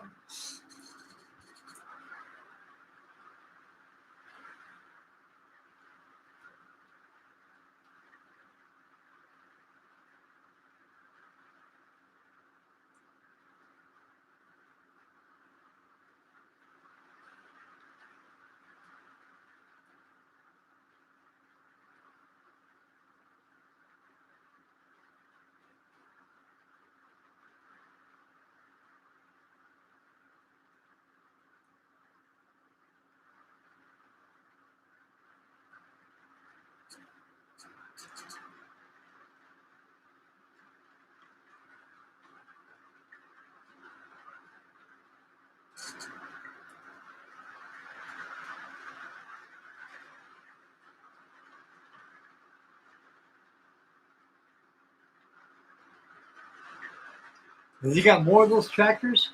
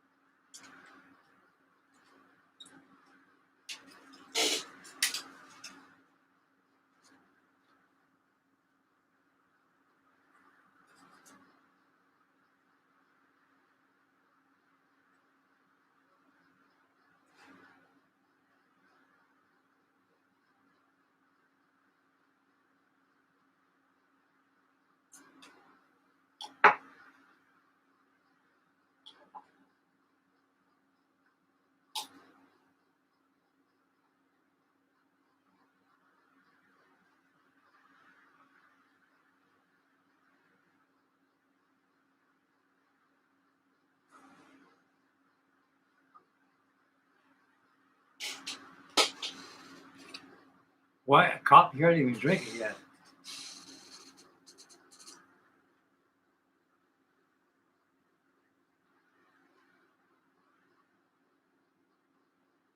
Yeah, you gotta quit snipping that goddamn glue, Pappy. It'll stunt your growth.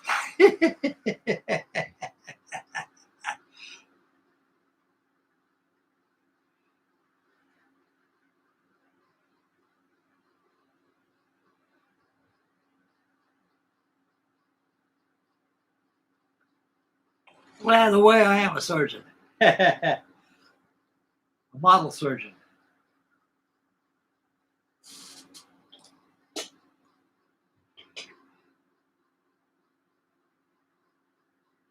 You gonna throw in the towel, Pappy?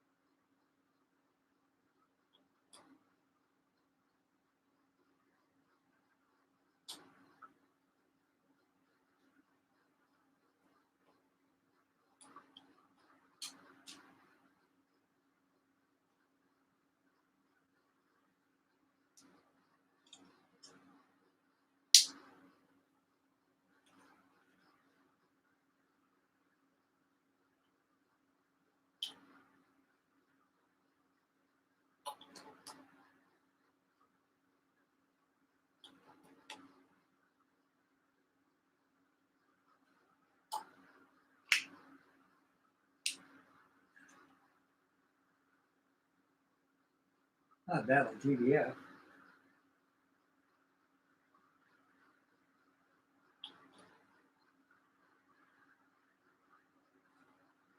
But it's nice how recessed lines would be good for washes. I'll put those on.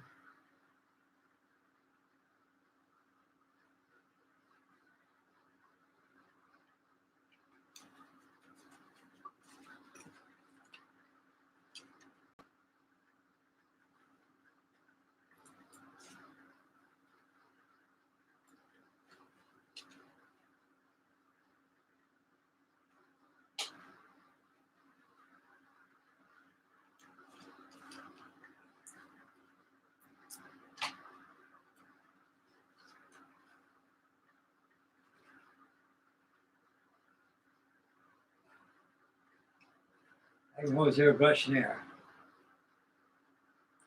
No instrument panel.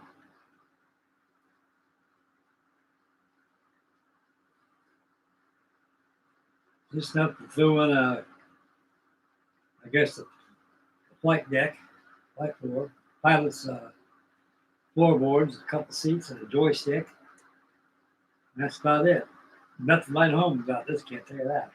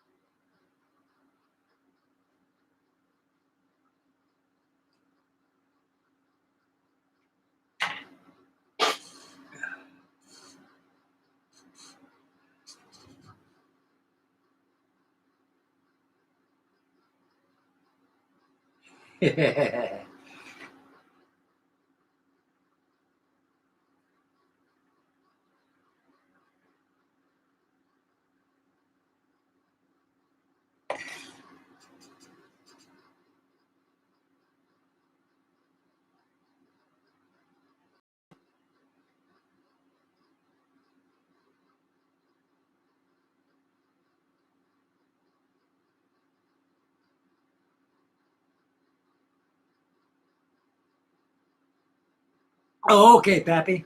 For a minute, I thought you were going to sniff some glue and kind of throw in the towel. Just kidding, buddy. Just kidding.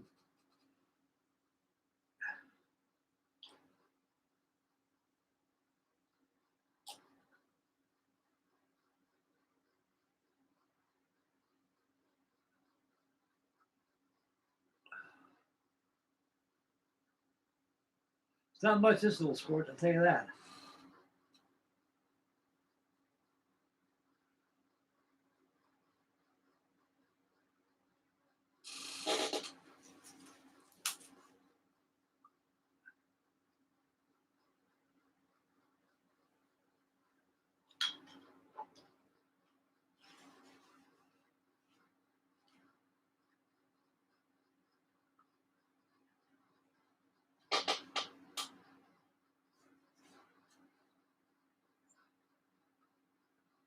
I don't think it needs to be filtered at all, to tell you the truth. Prime it and paint it up.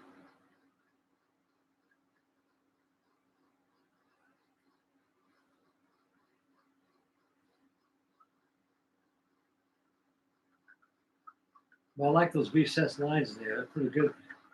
Be great for washes.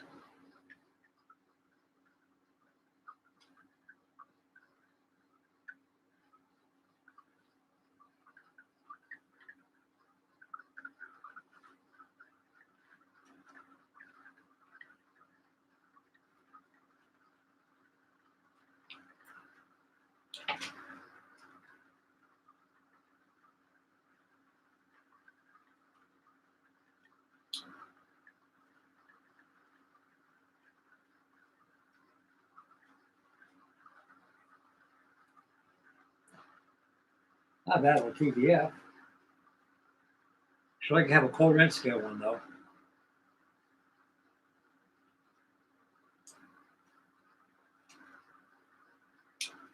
Not much this thing.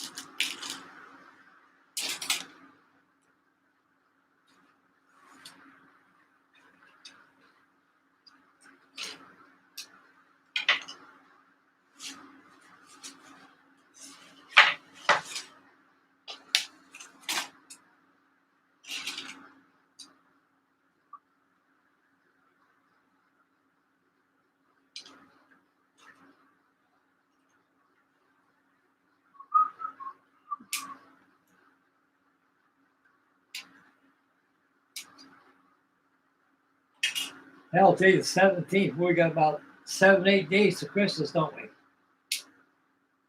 Hey, little boy, I tell you. It's funny. It's hard for me to get my Christmas spirit going because I got no. My wife is gone. My brother's deceased. Lost my dogs. Lost my home. Now I'm living under the mercy of my daughter and son-in-law.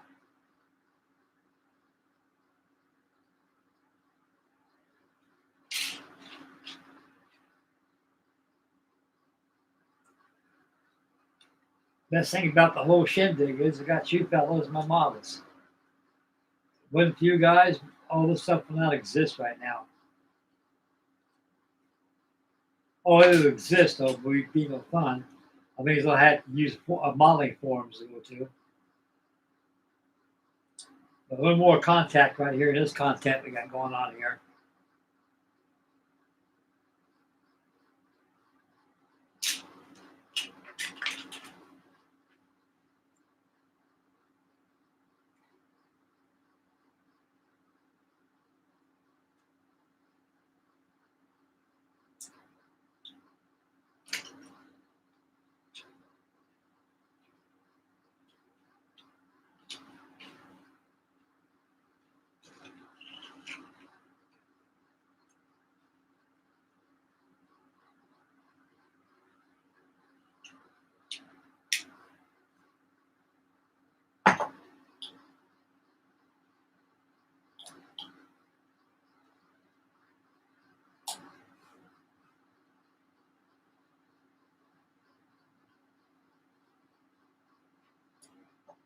Man, that's a good little kid here.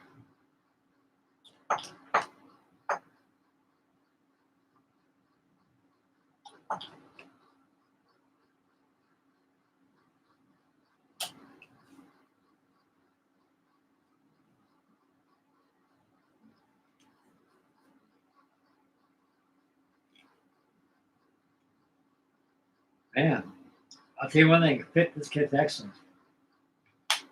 Very excellent. No filler, not like I see.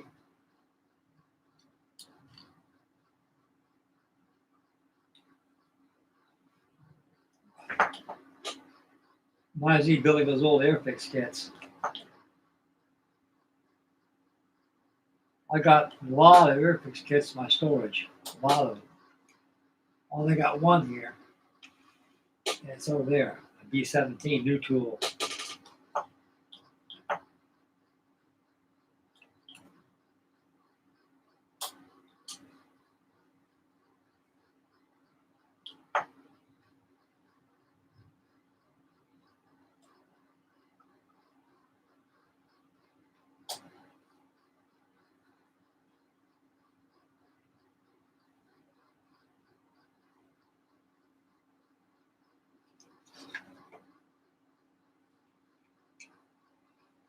Oh, this ain't no filler at all.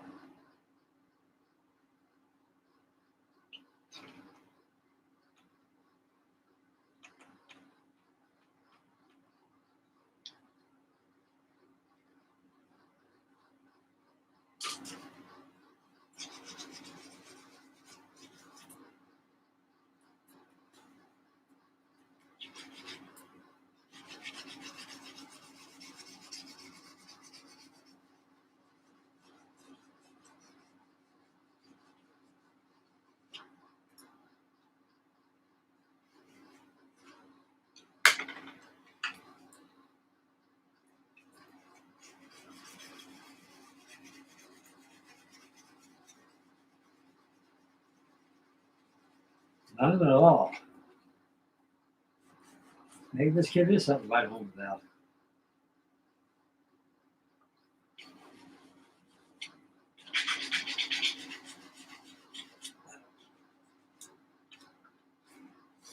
The interior of this thing stinks, but everything else is pretty nice.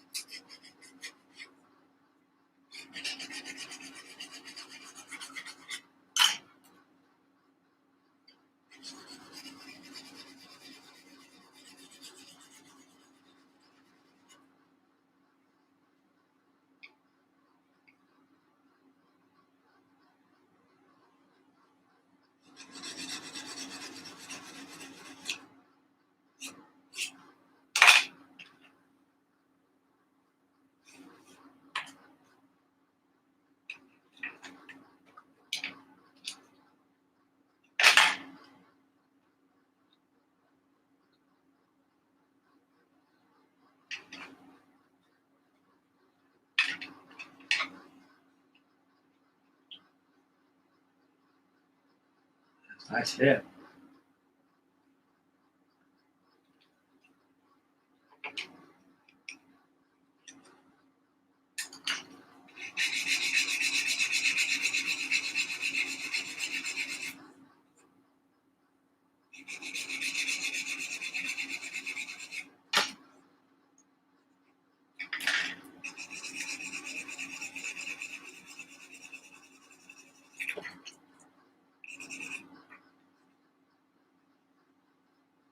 Wonderful, wonderful, wonderful.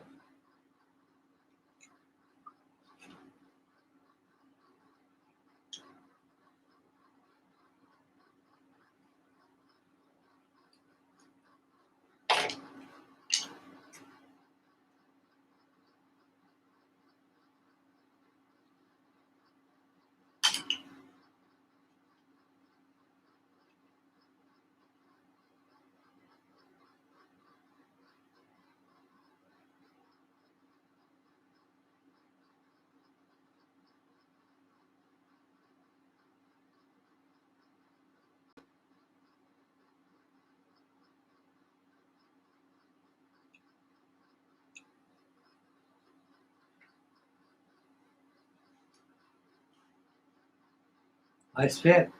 No seams at all. Just gotta buff it out a little bit.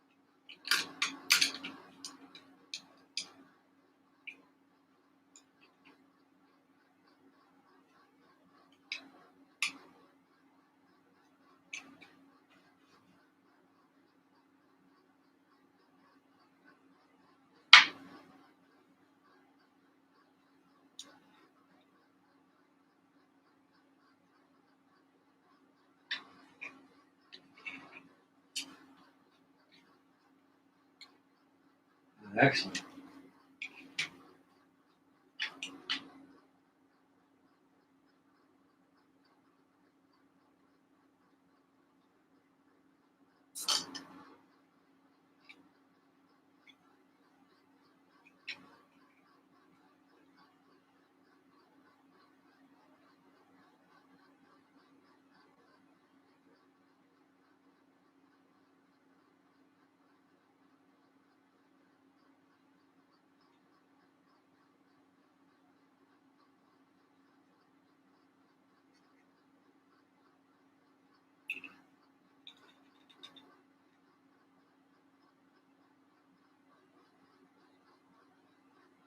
Yeah, pretty good.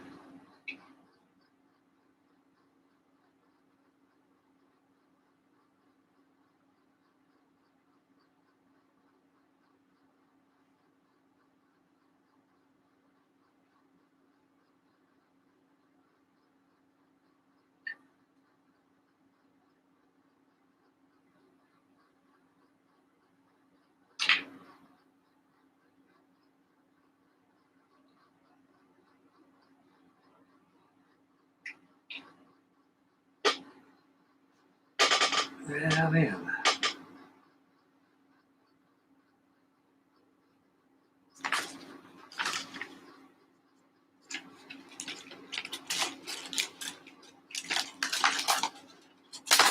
Stabilize done. Knock off. I want to get two done ahead of this thing.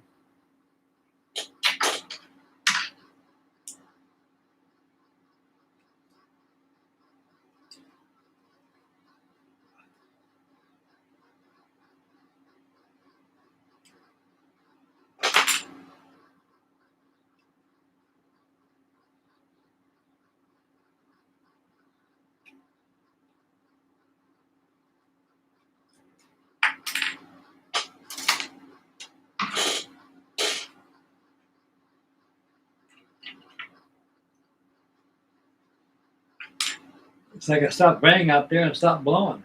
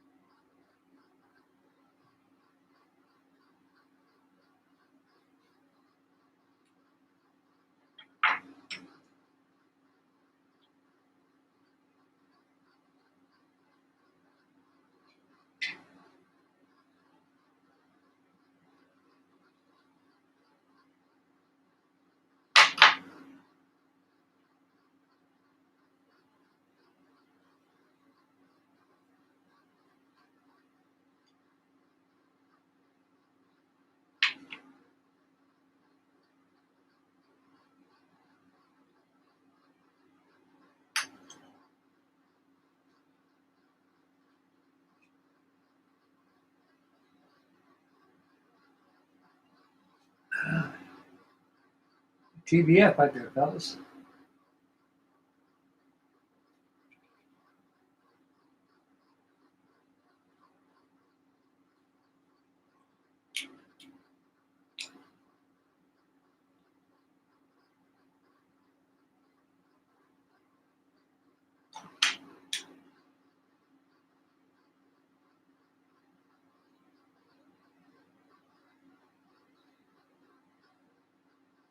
Man, hardly any filler at all, this kid.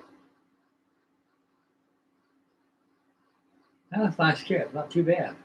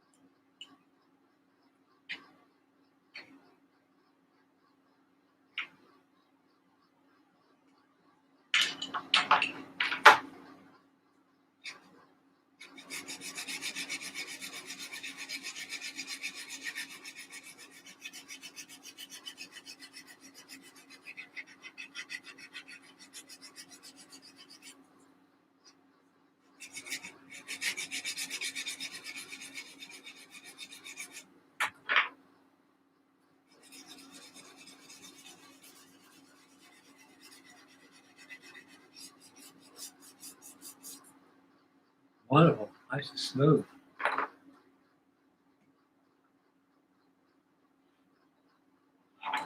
Oh, okay.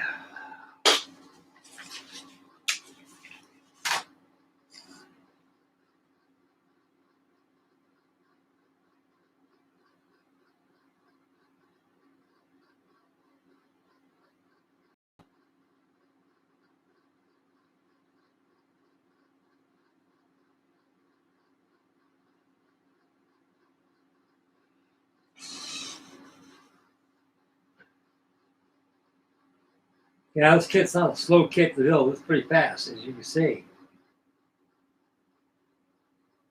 Person in a really hurry, you could probably build this thing in about an hour and a half. But that's so fun. I like being able to buff out the seams right there and prime it and paint it up. As a transparency, you already got the masking set for it, so it makes life a little easy right here. I got the mask right there for the windows. It's not a bad kit to shoot for a little squirt.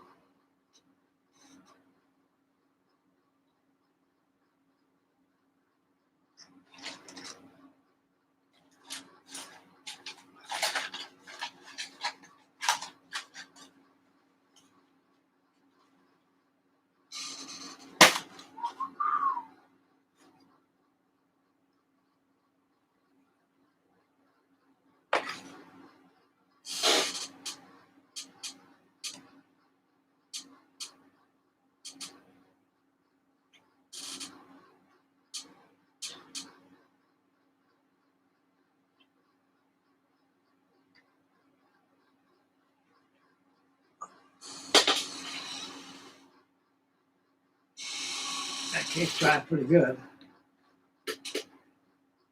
The decals are.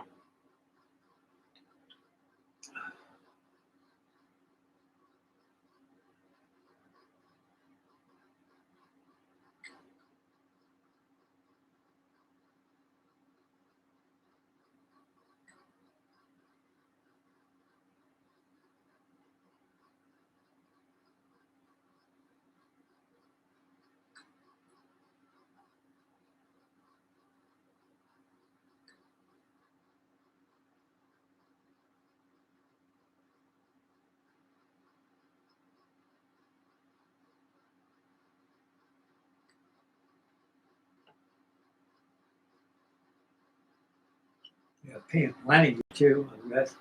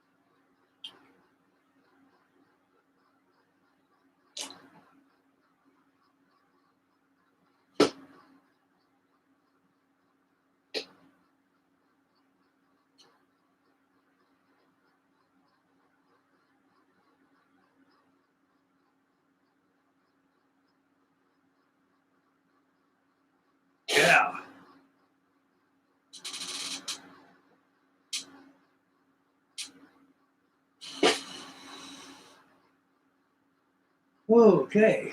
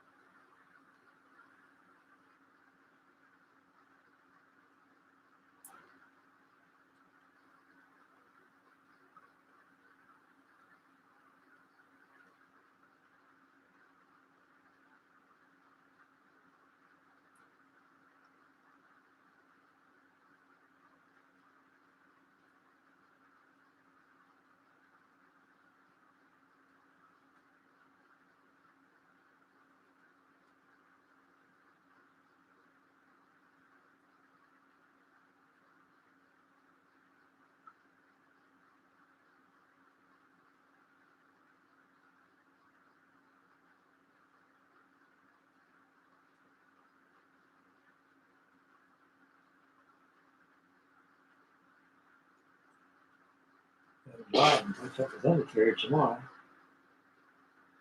That's down his windscreen.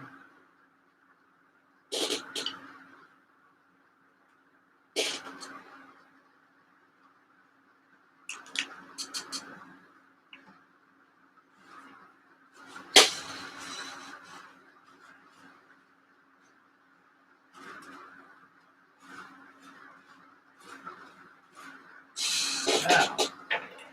Now it's raining out there again.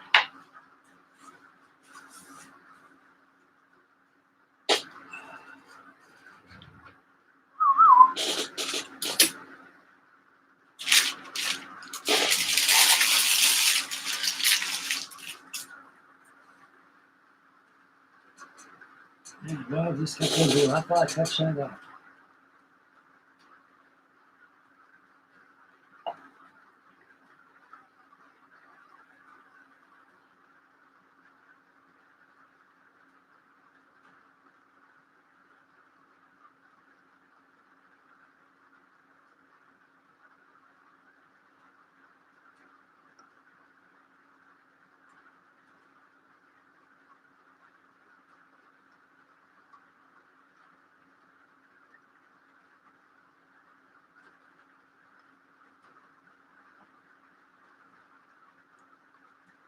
Looks look pretty good at that flight deck. When I get done with that flight deck, I'll start the flight deck tomorrow.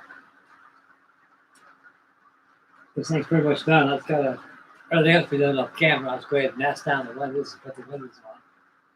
Wind screens on there. Tucked up the oil stud on running your struts. And the propeller, we have the torpedo, which is about done.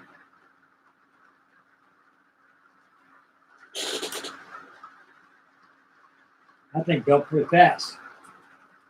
Been on it about 4 or 5 days on it, so that's how long it takes to build. Do like the way I do it, about 3 hours a day.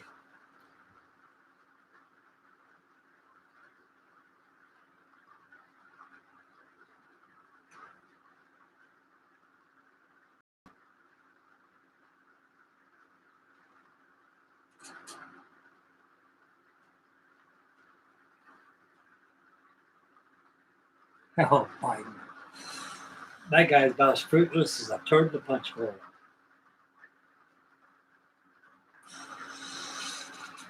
And it was like Biden.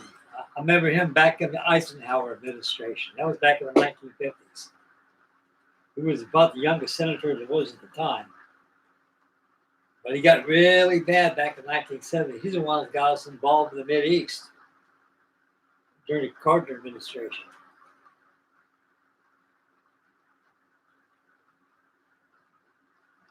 Irish grin smile he always had on his face all the time. Boy, you tell he was a microphony and a phony at the mic. I'll tell you that.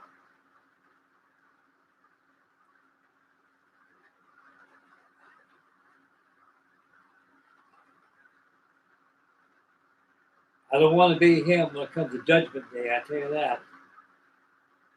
He's all alone. He's got a lot of people just like him. What he's done to the young American generation youth he had today. Guys like me go to Vietnam fighting for freedom, keep communism out of this country. We got it in the White House all over the place. I haven't heard much about all these looters and rioters out there on these sanctuary states. They must cut that stuff out or something. I don't know.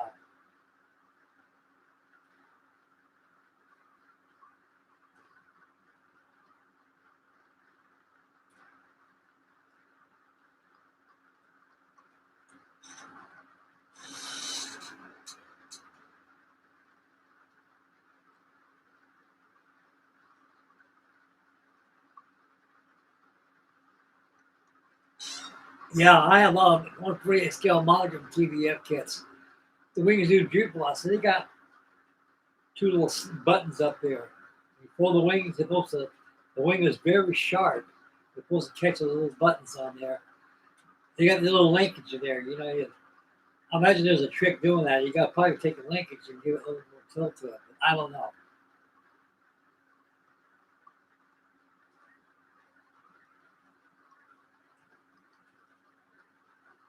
But the monogram kit is pretty good. I like the monogram kit.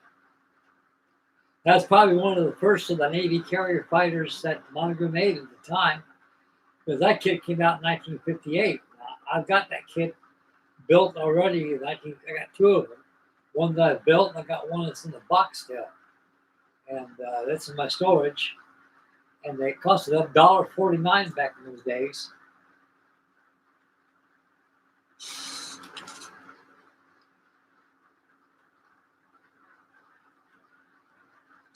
The one on the now is an Academy kit, 1/72nd scale. An Academy. And really, you see me build it. It's a nice kit. It's not bad. I like them a little bigger than that, though. But 1/72nd scale is probably one of the best scales that there is out there. I got so many scales nowadays. Got 135 scales, 132 scales, 148 scales, 1/72nd scales. But the most true common scale there is, and no matter what nationality or what country it is 1/72nd scale. They're pretty common scales.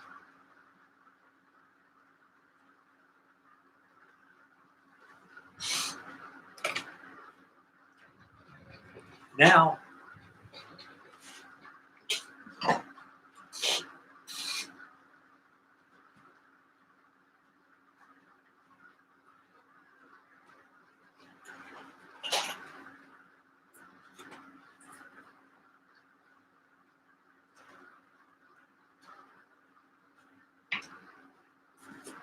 this is not a bad kit right here.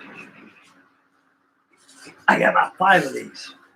4 in storage, 1 here. The Airfix new Tooling B17G Flying Fortress. This is truly a nice kit. It really is. Only problem with these Airfix kits now is that a lot of them are over-engineered.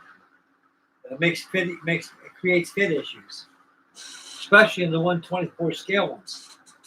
This is a nice kit. I think I paid about I think I paid about $40 for this. I bought this at Smitty's Hobby Shop many years ago.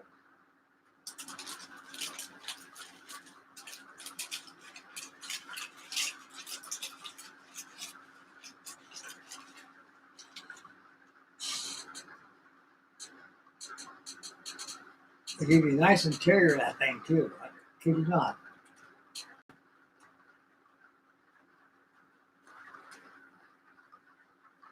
$172 scale it's not a bad airplane. The more I look at it, reminds me of the Airfix one, the early tool, and also the famous Revell Memphis Belle B-17, 1962 release. This has a Cheyenne tail turret, tail assembly back there. It's pretty well detailed, guys. It really is. Right here, got a clear part of this cross section. They did that so you can mask off those windows so they're nice and flush. You can go ahead and glue it on. When you paint the model and pull off the masking off, and it leaves no openings like right here. Like what a radio operated window's at.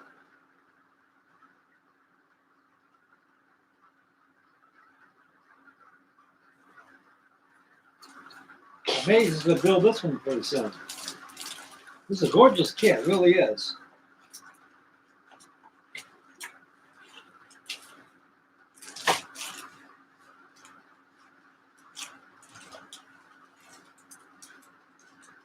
Here are all the clear parts they give you. The clear parts are pretty excellent.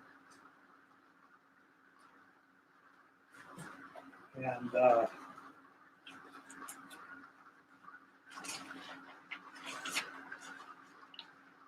here are the decals. Like Geraldine or Cliff Wilson. What you see is what you get. Woo! That's it right there. And they got the color call out plan here. Give you the color schedule of I don't know how many versions they give you. Maybe 2 or 3 on here. Generally, they would give you 2. Could be wrong. Well, there's actually one version.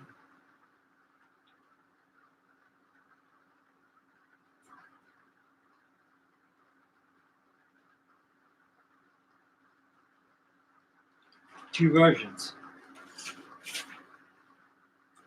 Paint schedule deliveries. They give you that right there. I'm going to do this one here.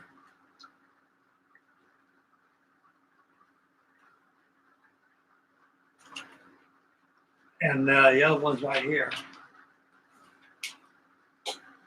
That's about it right there. All aluminum. With a lot of drab and fabric colored rudder on there. Stabilizer assembly.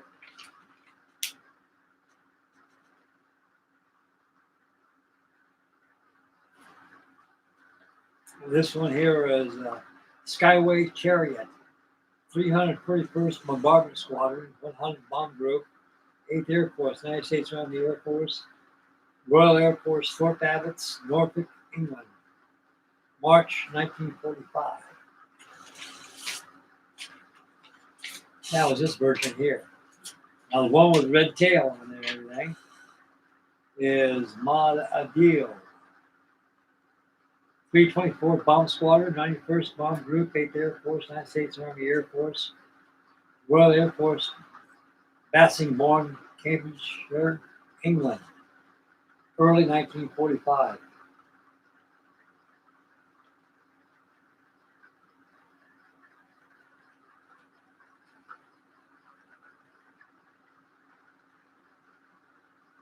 Now, I imagine this thing had 2 different tail markings on there. You can see it's all red right there with the regular doped fabric rudder. Then they had the other one, which wasn't cool, with all the drab and red. The reason why it's probably all the drab red like that, probably had some battle damage and they put a new rudder on it from the old junk airplane. What they did back in those days, thank God that model box. They usually take the parts at a time. They have all the parts, and they saved them. Ones couldn't fly anymore. Pretty well shot up. They cannibalized all those parts off it, put on these things that could fly. They got a good instruction booklet here. It's almost thick as a magazine. And you got 138 steps on this thing.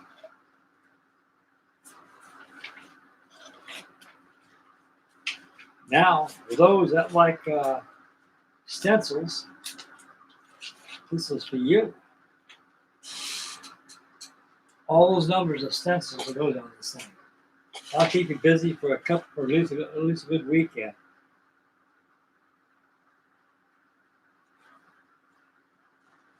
In the instruction booklet, oh yeah, oodles and oodles of parts. No stones left uncovered this kit, I'll tell you that.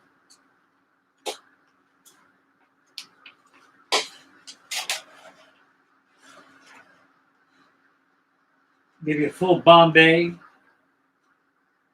module construction right here. It's like a module right there. A module right there. Like that of this cape.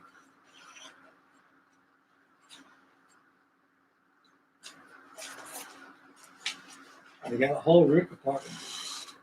Interior detail too with the catwalk over there. Man. We got ready boxes also. Ammo boxes. Looks like a fun little kit. A ball turret.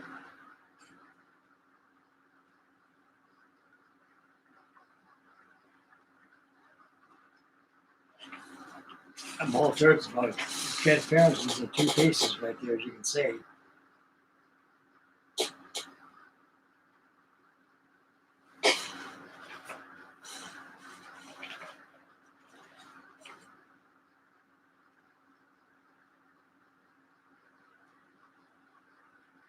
be nice to make the landing gear movable on this thing.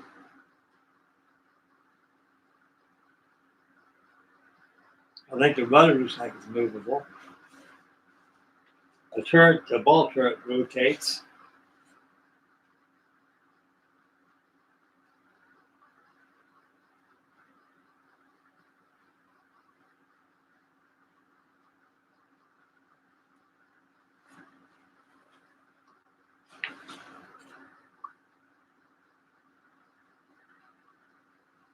You got landing flaps there incorporated in the kit.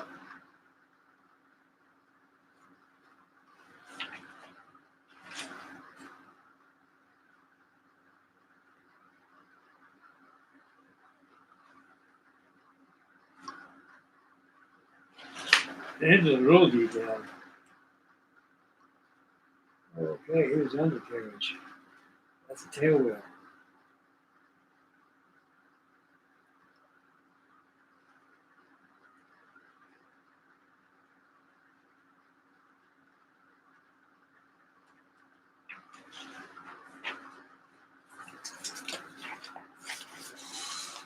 Well, the wheels, the tires are pretty well detailed. We got tread in those bad boys.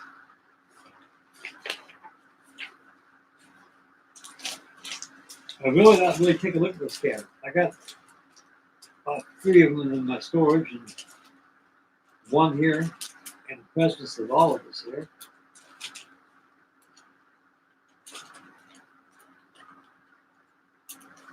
Take a look at those tires and see if they're.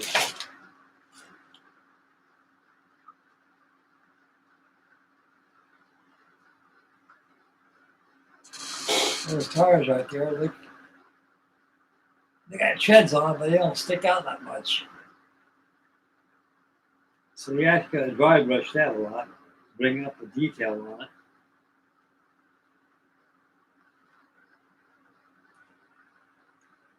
Yeah, it looks like a nice kit, guys. Really, truly is. I highly suggest getting one of these. Because I got a feeling old Frankie is going to build this pretty soon here. Yeah.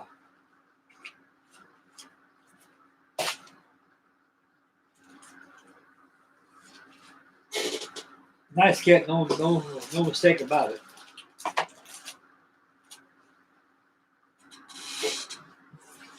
I opened up the baggie. I think I was going to build it while I lived in that trailer I had. Until I got the bad news I had to move out of there. And that screwed that up. I don't have to worry about moving no more. Like I say, I'll be in this room the rest of my life. And my deathbed will be right behind me.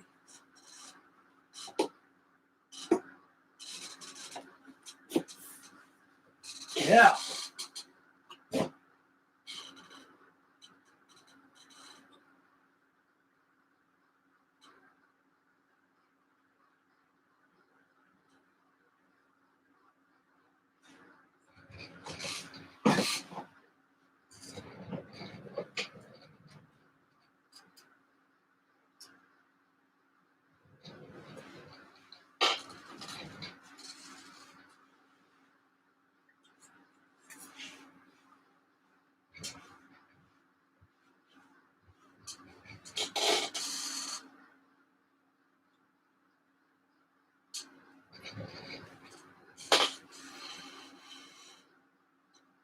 I'll be flying out next year.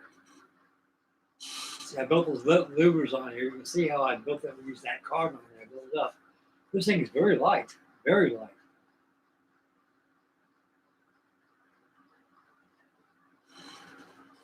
And the rudder works. Stabilizers, they work.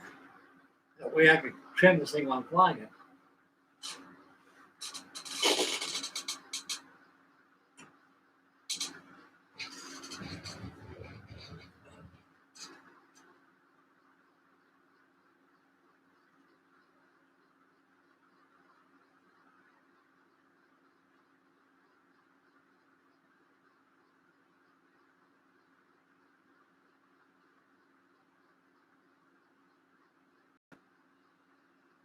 That B-17 was a hell of an airplane. Mr. Edward Wells, he was 20 years old. He worked for Ed Boeing. And he was the one, we called him Mr. B-17. He was just a kid. Just came out of aeronautical college. He was an aeronautical engineer. He just graduated from college. And he had an idea about building a bomber. And that thing was based off the B-9 bomber, which they call it the Flying Pencil. About 1930s, it had a big old long fuselage with a long wing. It had two propellers on it. And that gave him an idea, so I can build something like that. I can design something like that with 4 engines. And we did. 1935, the B-17 came out, and people all over the world, the press came out, and they were taking pictures of it. It was top secret at the time. And they said, we're going to keep this guy. This guy's pretty good at designing aircraft. Of course, the B-17 C and D model, they had the blisters on there and the gondola. And he started getting an idea. I can actually redesign this and get rid of that gondola, get rid of the side blisters, put turrets on this thing, and change the dorsal turret. See, he changed the dorsal turret on the B-17 because of he got the idea from the 303 Stratoliner. It had the B-17 tail on it. So he designed that. He said, I can use a tail off that. It'll supplement it'll supersede the old C and D tail on it because it had a real tall tail on it with no spline on it. So he's the one, he was 20 years old and he designed that thing.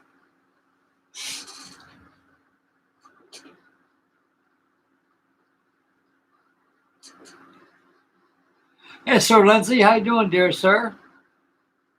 We're just having a good time here and everything. I've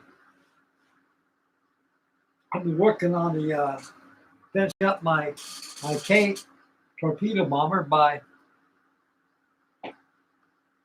by Border Models, 132nd scale, 135th scale. Got the decals on it, and so I'm gonna let her dry overnight, and I got the rest I can finish off camera. That's twice about getting anything over. I'm also working on this little squirts, a little TBF by Academy, and we're working on that. Yeah, I've been keeping pretty busy. You did a good job in that grass zeppelin. That's really nice. Are you feeling okay, Sir Lindsay?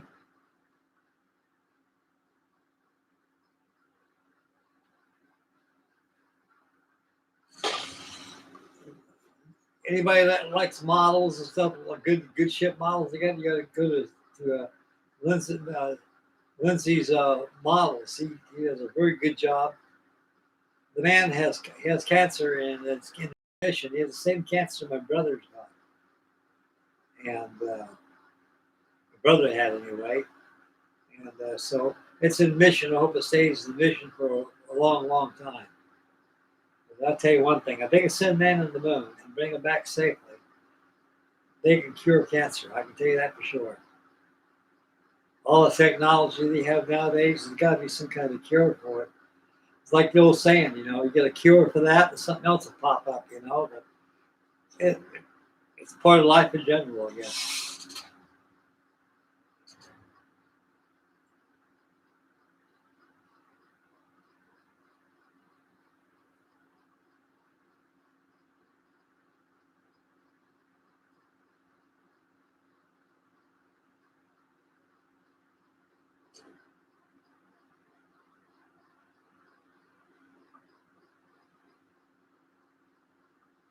Yeah. Yeah, I got to get back to Oklahoma too, am I? I'm going to have to get that thing finished up. Downhill spiral. I got to make a boat cradles, make those boats, make searchlights, and those SON3 biplanes. So put on there, do some rigging on it.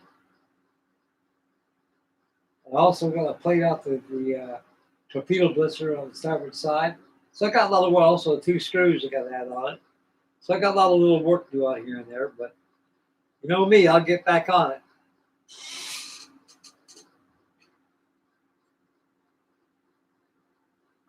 I'm okay, Mr. Lindsay. I'm okay, sir. I'm doing quite well. These models are good for my mental health, and they keep me going all the time. And you guys keep me going too. Like I say, you guys are like family to me, And I enjoy having these live streams every night. It keeps me going, keeps my mojo up to par, and keeps you guys going too, And we're all this, like I say, this is the best community that there is that I know of in my life, even as now. There's a lot of communities out there, but this is the best there is because we all spend the same money on stuff. We all chew the same styrene, wood, paper, anything. We all have the same lore and the same love of remodeling. And we all take it seriously. We all get trolls once in a while. I had a troll last week. I ignored him like nothing, And all you want to do is drink beer and poke fun of everything, This is fun business for us because we enjoy building it, but doggone it. I don't call it fun when you get about three sheets under the wind and start poking fun at everybody. That's not fun. That's not right.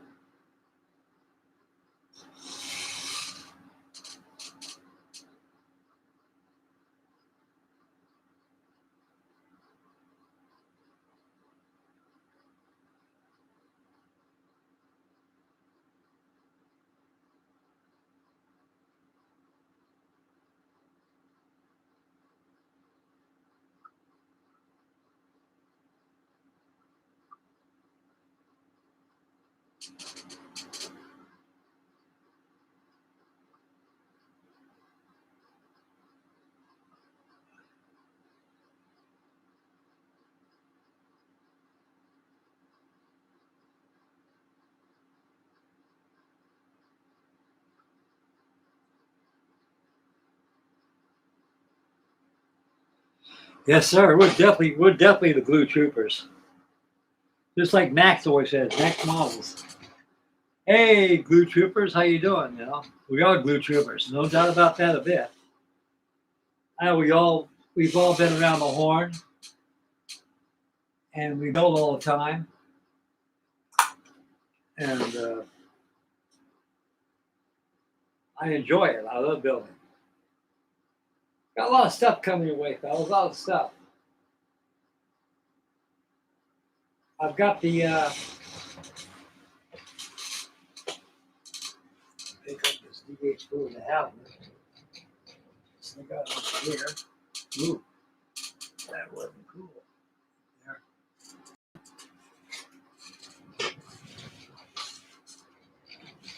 You guys remember the St. Canute? My building kit? I got the whole old plank on that. And I took out the frames and they better put the engine inside this thing. And I need filler. I tried to get a hold of my brother, my son-in-law, and gave me some spackles so I could put on inside, start filling this thing. So I can get this thing going because next year, guys, I'm gonna have some live sailing events. I'm gonna go to the pond over here. I'm gonna take my boats out for a sail and make videos of that and show it to you guys. And yeah, I got a lot of stuff going. I got about 10, 12 models I'm building at a time, you know. And I do finish them up. I really do.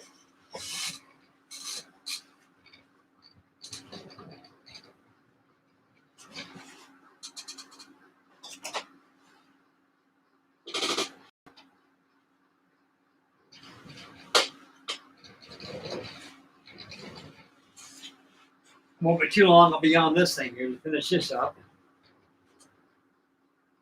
This is my La Carousse exploration ship, French exploration.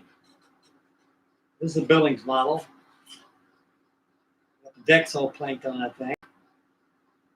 And I'm going to pencil in, take a pencil in between the cracks of the planking. That way it'll simulate caulkings. This is a pretty little boat. Indeed it is. This is a good Billings kit right here.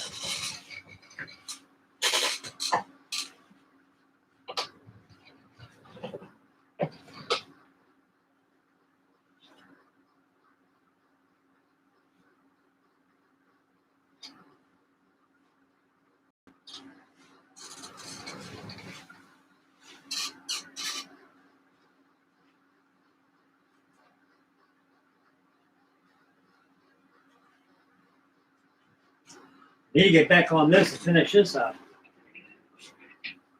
This thing's 80 years old. A little French Newport I have here.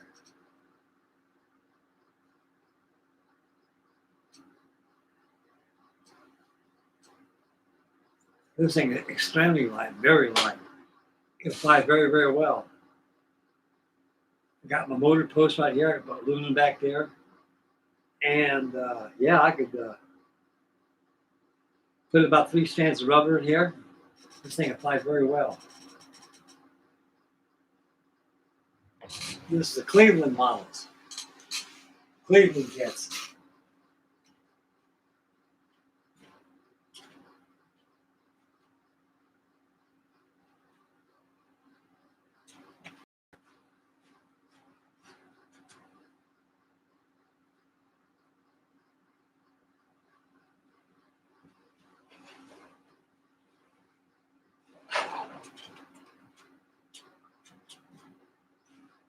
I mean to tell you, I need to finish this up.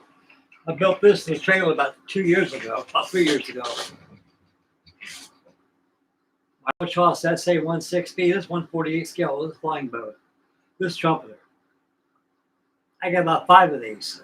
4 in my storage I haven't built yet. I got 1 here.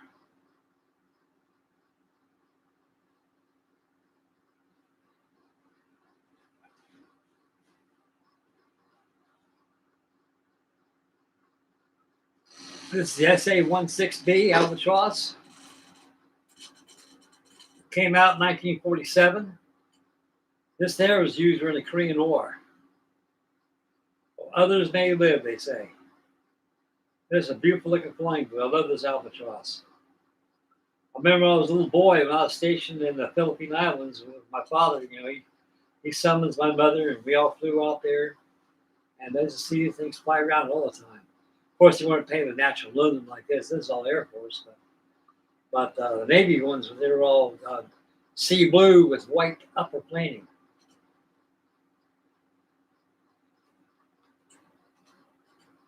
Yeah. Beautiful looking airplane.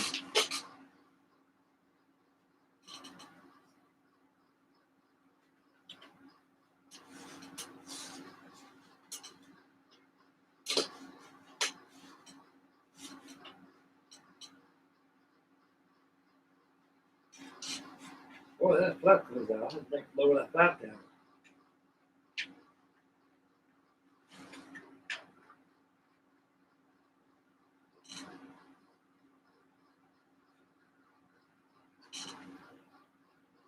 The flaps come down a lot too.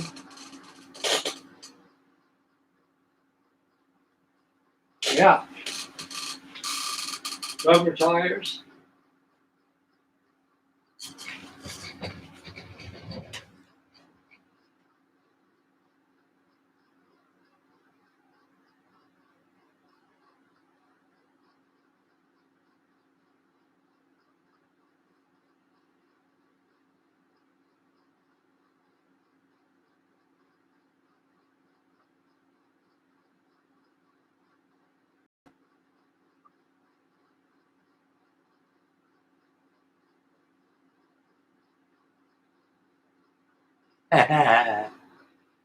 Yeah, I posted on Facebook of me with a Santa Claus hat on. That was my house I had before I lost it. And nice home too.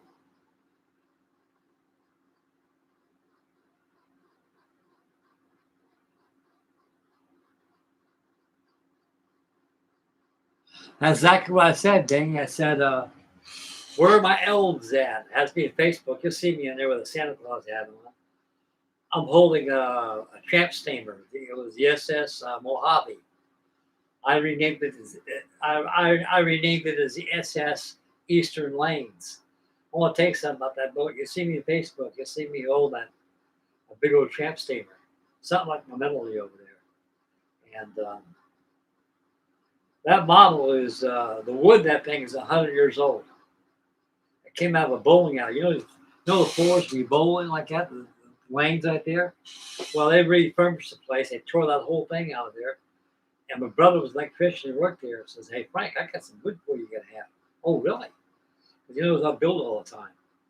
And he said, "Oh, don't pull that away. I can use that." It was about 3/16 thick. It was really hard wood.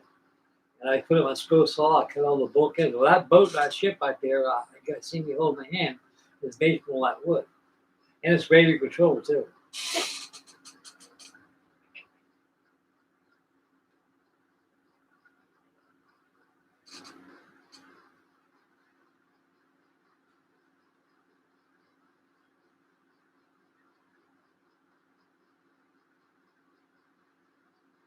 Oh, the weenie wagon?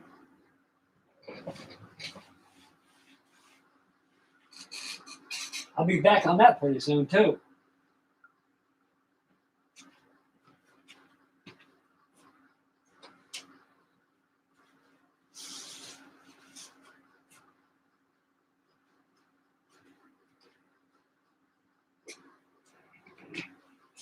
There it is, boy. Oscar Mayer. I got the two shells together. I just got a little fill there. It was getting pretty good. And on the way ahead, I'm going to cut these out here and make a box. We'll put my undercarriage in, put them there.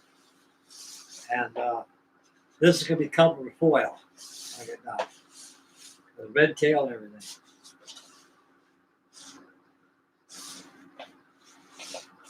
Yeah, this is a nice plane. This is all vacuum form cat. I've got all the interior to it and everything. It's pretty strong. I first did. I made a live. Or you guys see me build it on live stream. And I said, man, these things are oversized. And I got to think, God, I want to. I should have read all the instructions because Gene Hooker is one that designed this thing. He said, don't follow the instruction literature. He stated, so don't follow on page 17 and 18, the bulkheads and that because they're oversized. He says, go to the last page of the booklet. They're just right. So I went back. I said, okay, that's no problem. So all the parts I made, I cut the other ones out, retraced it over the overside out. So that's where I do it over again, and I put them in here. They fit pretty good too, pretty strong. Yeah, this is the old C-133 Cargo Master. The Air Force called him the old weenie wagon. They load and unload like that in the C-130 Herky Bird. Because back here, they got doors that opens up like this, and a ramp comes down. These were designed to carry ICBM missiles.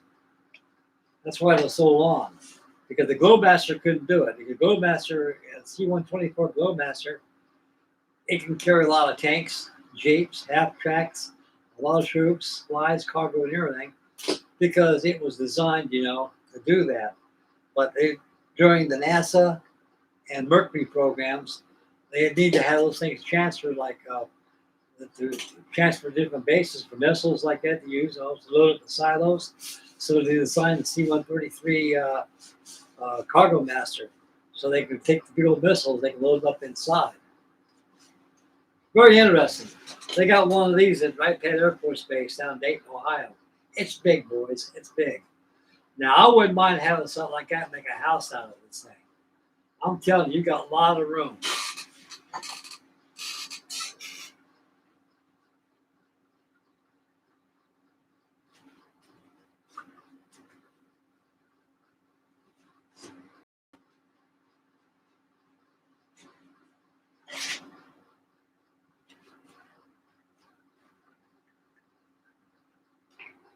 Yep, lots of room and then some.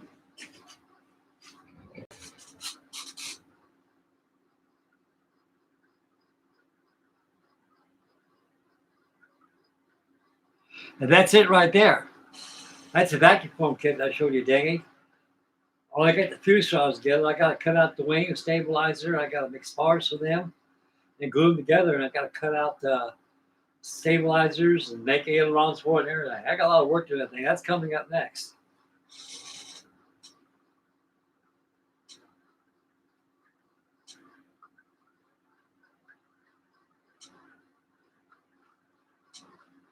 Yeah, I love the Catalina too, Sir Lindsay. It's a very beautiful airplane. That's a good airplane. It had a parasol wing, on it. That thing can stay in the air for a long time. Like I was telling the fellas, like Pearl Harbor and stuff, if they would have used those PBYs as search aircraft that could patrol the islands, Pearl Harbor never would have been attacked. You see, Husband Kimmel, he was in charge of Senpac 7. And he was a part of the 7th Fleet out there. He was in charge and responsible for all the naval personnel and the ships there. See, the problem is he got court-martialed for dereliction of duty. He didn't exercise proper measures in protecting the Navy property, government property. Same thing with General Short. See, what Husband Kimmel did, he didn't believe it. He was no believer in aviation. He always believed that battleships are the queen of the seas, and they'll rule the wars.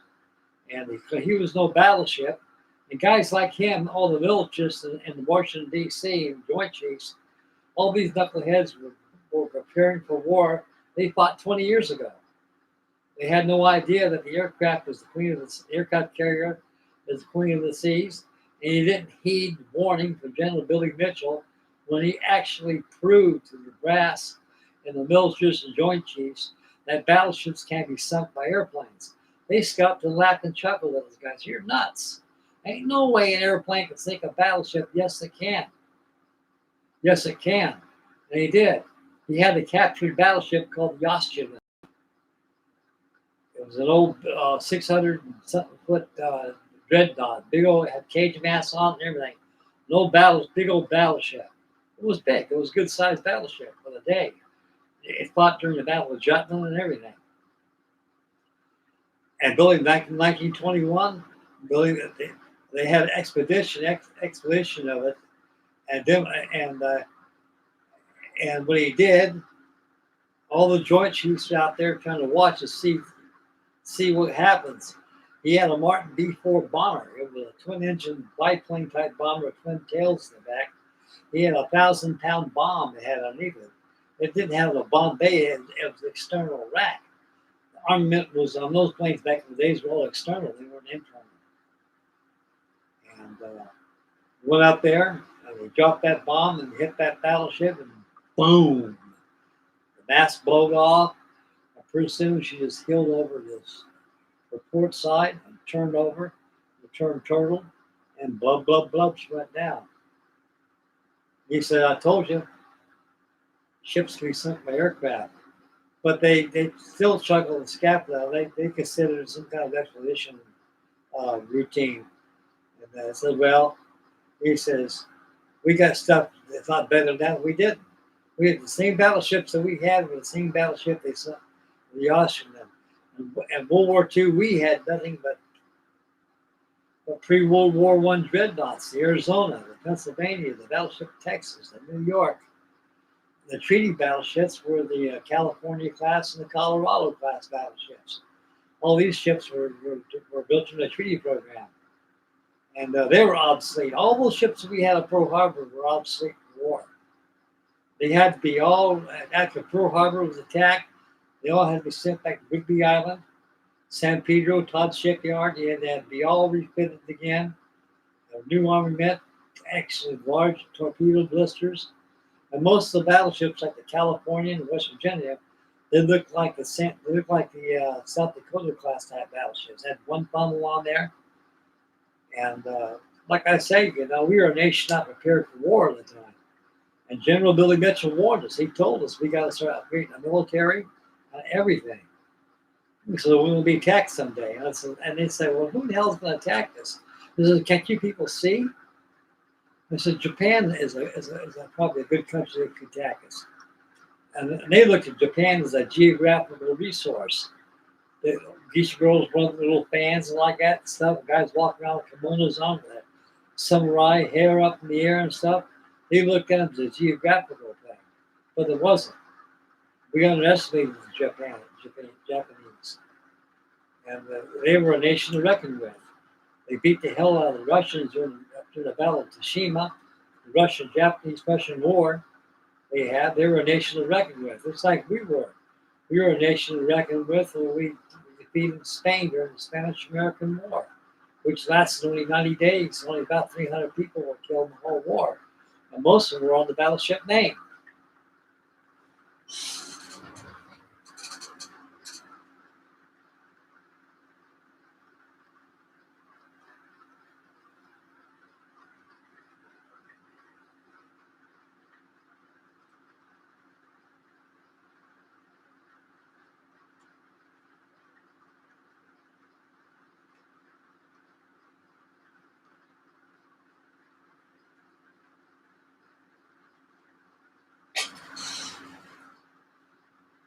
I got a lot of flying boats in my storage. I got the Martin Mars, I got the Catalina, PVM Mariners, P5M, Marlins, Catalinas, Coronado flying boats. I got 2 Coronado flying boats. Got one here, up there.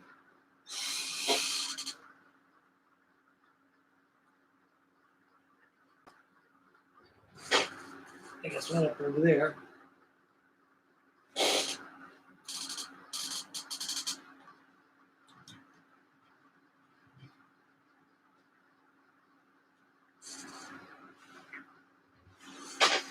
Turn that glare off this thing.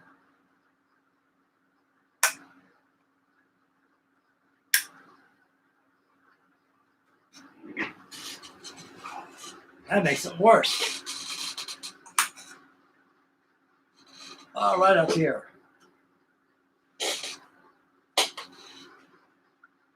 I got one back here, hung up back there.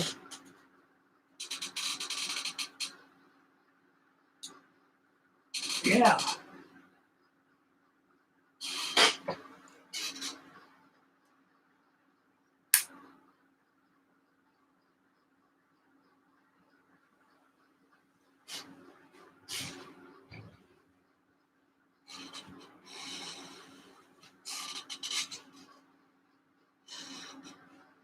Let's see it.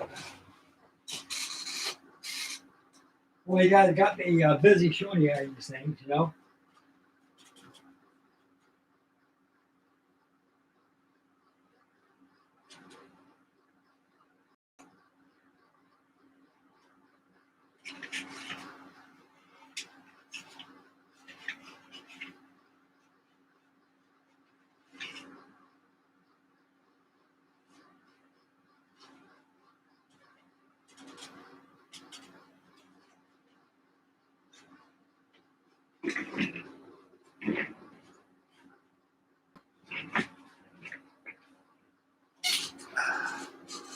Here's a dumb old flying boat.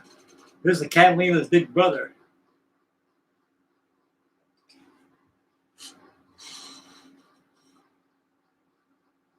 The PB2I Coronado flying boat.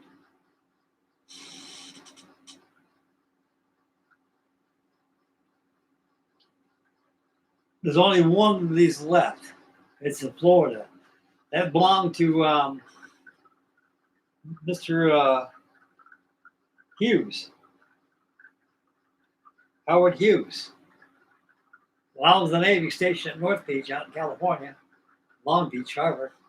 Just go by the 101 freeway that goes to San Pedro all through the Long Beach to get my ship. You had one of these in the tarmac sitting there like this. I kept looking at that thing. I remember seeing it. I said, "Is that Mars? That's a big flying boat." I said, "No, it ain't the Mars. What is that?" I asked my dad. I said, and I knew it was a flying boat. I didn't know what the designation was, but Dad said, "That's the PB2I Coronado, Frank." "Oh, really?" He said, "Yeah." He said, "It looks like the prototype of the Martin Mars, Dad." He goes, "Well, the way it is, it's a Consolidated Aircraft Company made the same, and they designed it and everything. It was made for carrying cargo, medevacs, supplies, transports too, auxiliary aircraft. Matter of fact, this aircraft I got my hands on here flew Admiral Nimitz, the Pearl Harbor, because as soon as Pearl Harbor was attacked, they got rid of Kimmel, so they get that son of a bitch out of there, give him back to the States. I'll take command of this place. He was going through a court martial. That time, Admiral Nimitz flew one of these to go check. They flew around the perimeter of Pearl Harbor, see how much damage it was, and so they landed. He was in charge of charge of Pearl Harbor after that. He was the commander of everything. He had to make provisions of doing a lot of restorational work and a lot of the excess damage, what can be done, what can't be done. There's only about 3 losses that we had at Pearl Harbor: the Arizona, the Oklahoma, and also the battleship Utah. They're the only ones that they never used in the awards because of the damaging of them.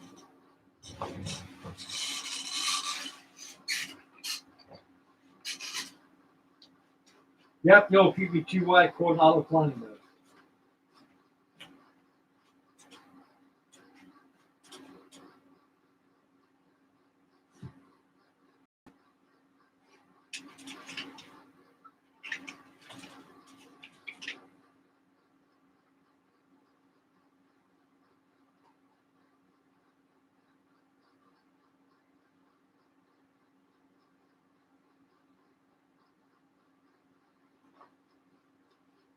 Yep.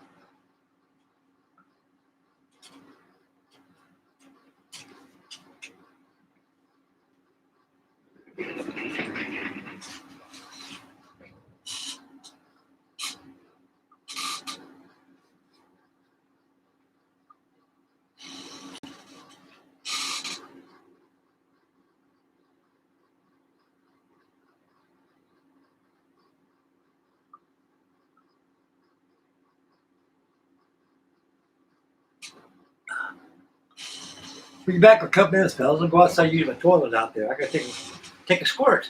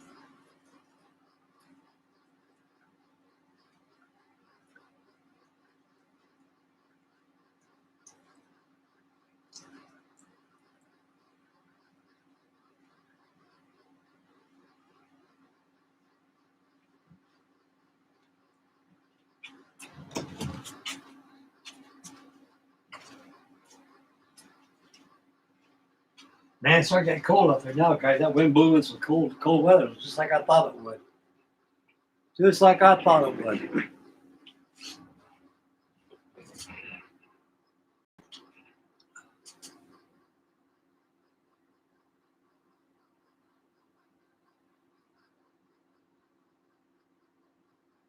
Oh yeah, that's old. That's old Johan right there. Yeah, I did I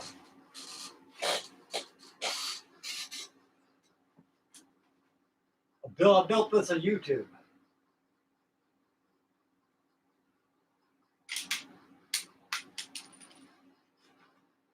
Boy, I had to put in for good weather.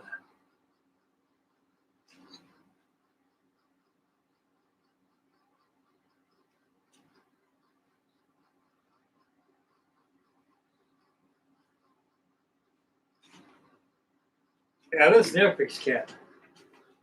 The Airfix 124 scale, fuck with 190.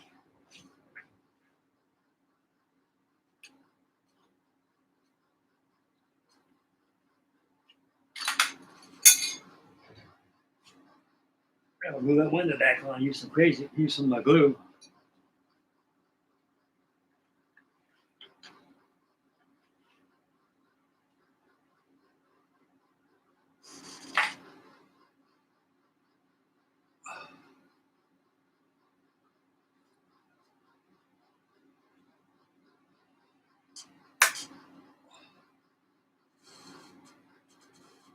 Well, I think this is the swastika back there.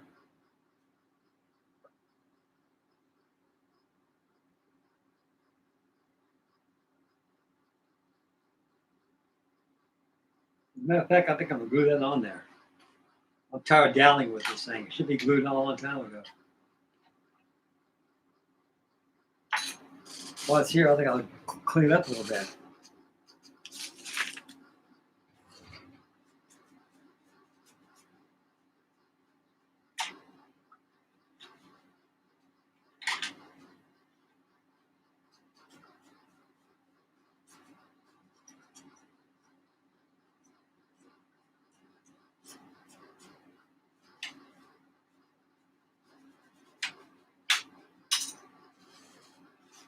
Damn, dropped stuff all over the place.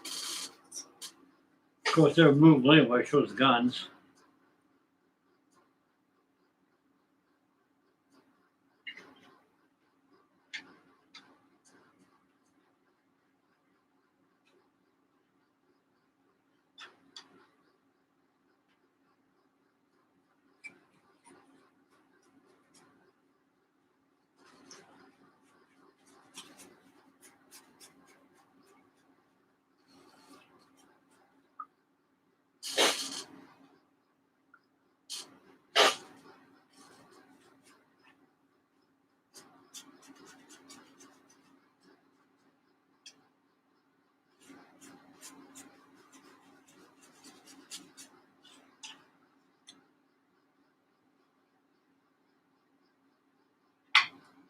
Move this thing out of the way. Move this beautiful Kate out of the way. I don't want to get damaged.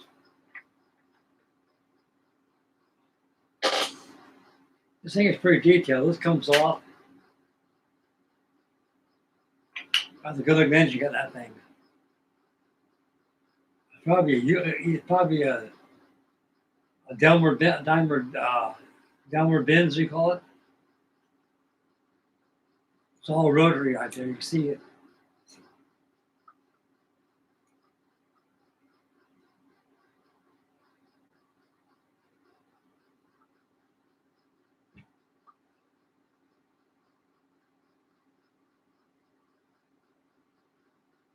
Yeah, I've always loved the Foco, but it's a beautiful airplane. It's powerful. These things carry some doggone cannons on and everything. They're pretty well feared by the 8th Air Force.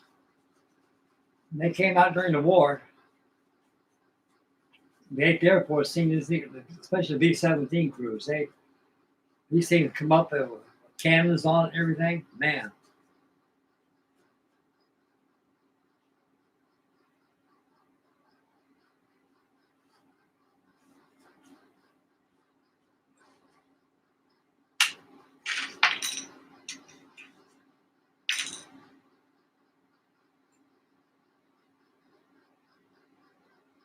It's got inspection parts here, which shows you it's license, glare a little place here.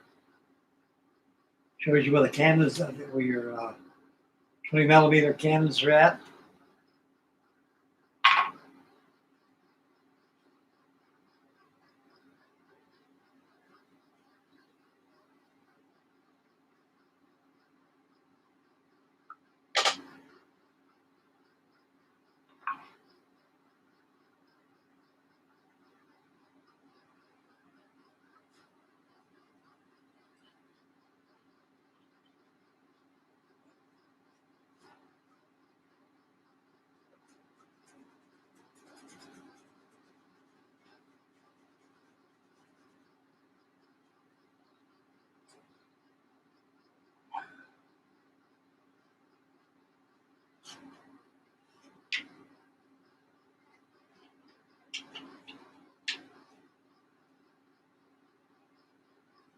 Now,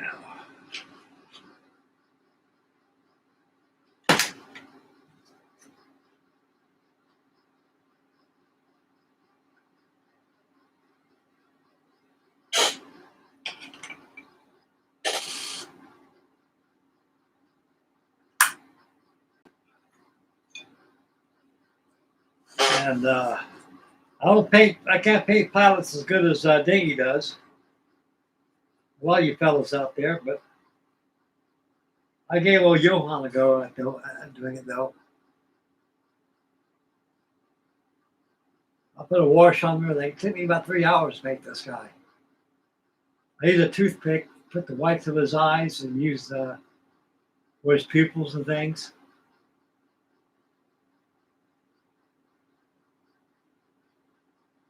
Kit comes to this guy.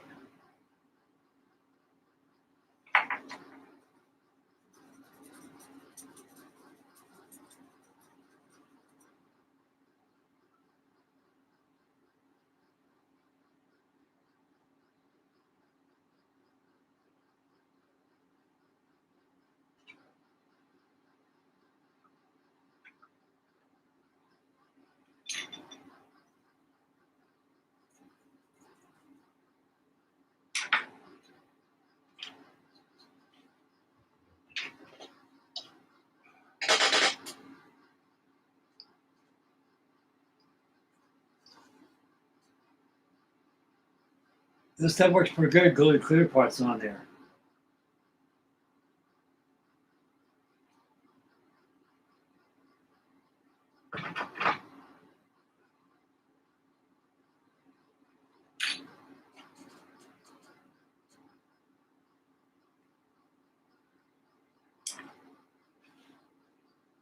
I gotta open up this darn.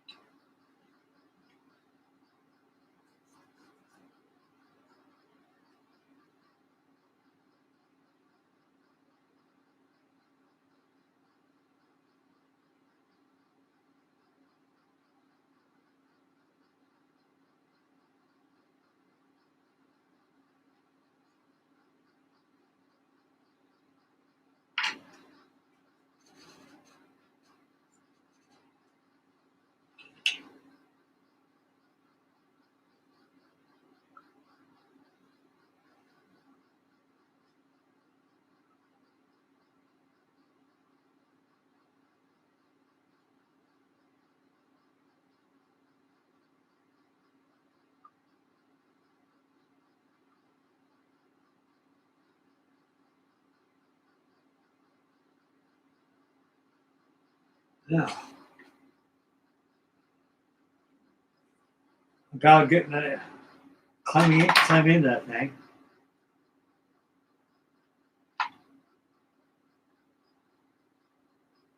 He's about ready to jump out or get in.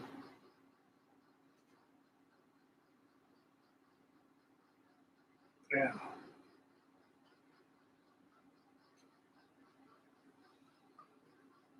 Yeah, there she is, fellas. Airfix 172nd scale. Clockwork FW 190. This is a 70 scale. I bought this back in 1970s.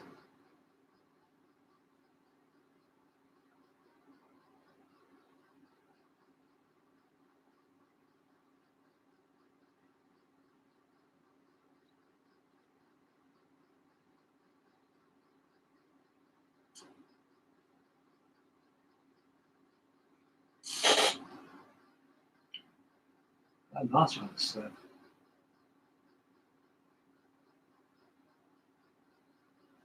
No, not more.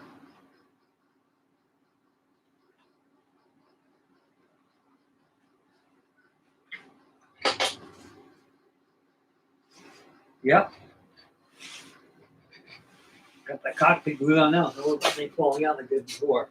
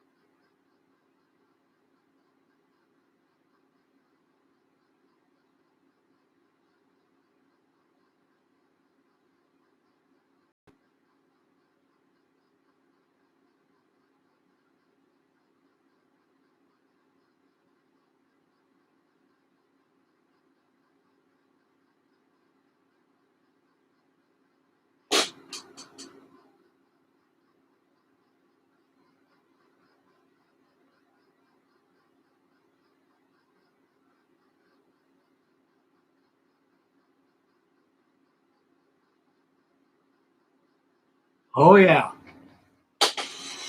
I'm gonna find some jet 135. I'm gonna get a little board model because they told me that board model they do sell 135 figures for these things here. So I'm gonna see what I can do to get those.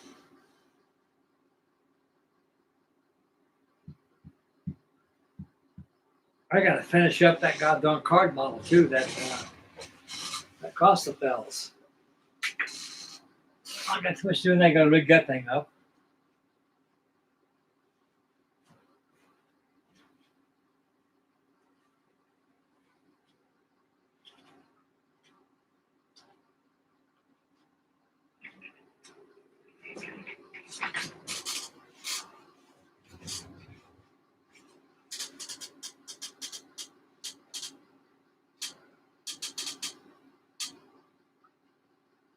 And get that thing done. The lifeboats, set of railings across here half. I'm gonna rig up all these cranes and king post up. Yeah.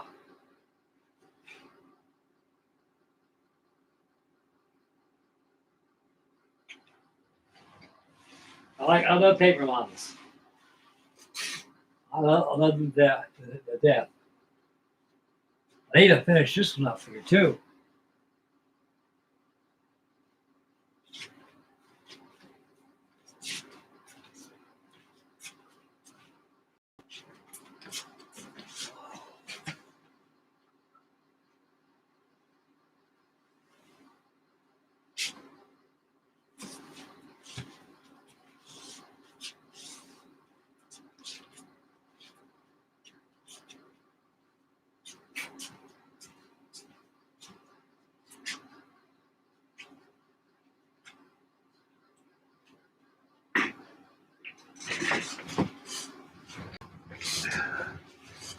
The Holden's there. I need to finish that one up too.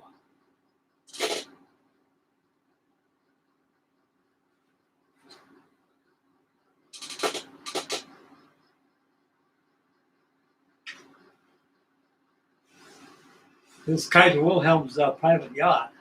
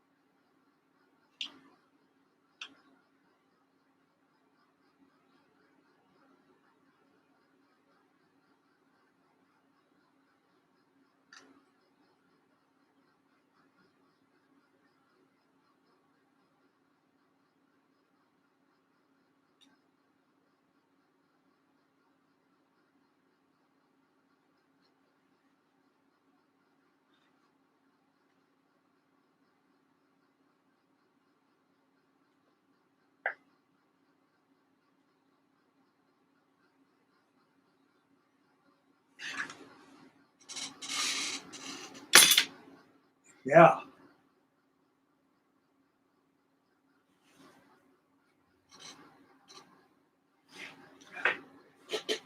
You get that one done. Won't take long to finish that up.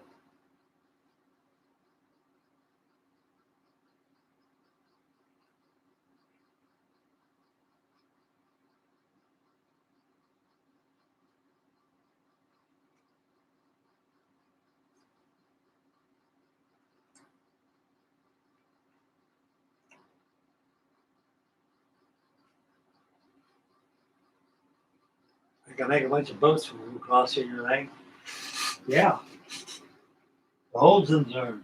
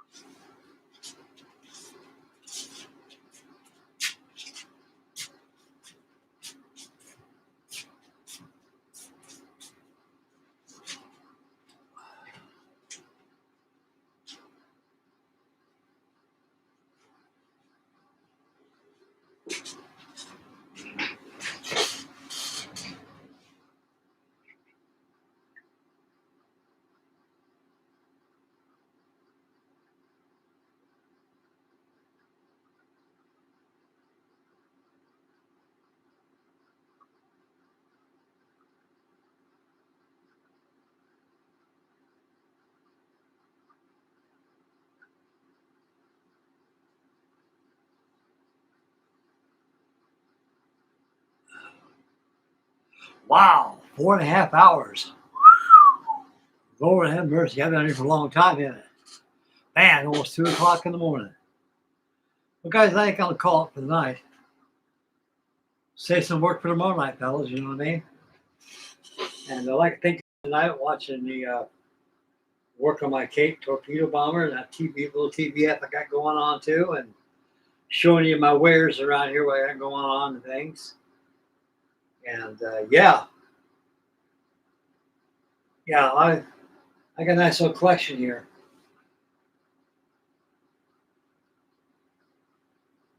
And I'd like to thank everybody again, and like I say, for tuning in tonight and putting up with me about 4.5 hours. We got more coming tomorrow. I'm going to finish up this Cape off camera, make a final little bill for it when it gets done. And tomorrow night, we're going to work on the flight deck of this thing and see how far we can progress on that. And I'll probably bring a couple other things too we'll be working on also. We'll have a Friday night tomorrow night, so we'll have Well, Frankie Day will figure something out that we can be able to do, you know, and everything. Lord knows I got a lot of stuff here to finish up on, stuff I got started, and yeah. So stay tuned for that tomorrow night. We got a good show will come on tomorrow night.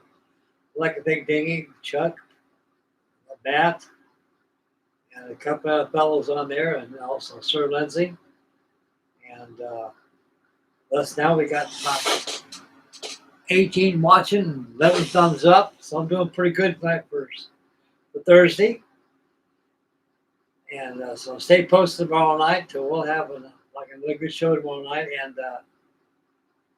And yeah, I got a lot of stuff going on here. I'm gonna make a break. I'll see what I can do. You know, get more stuff coming your way.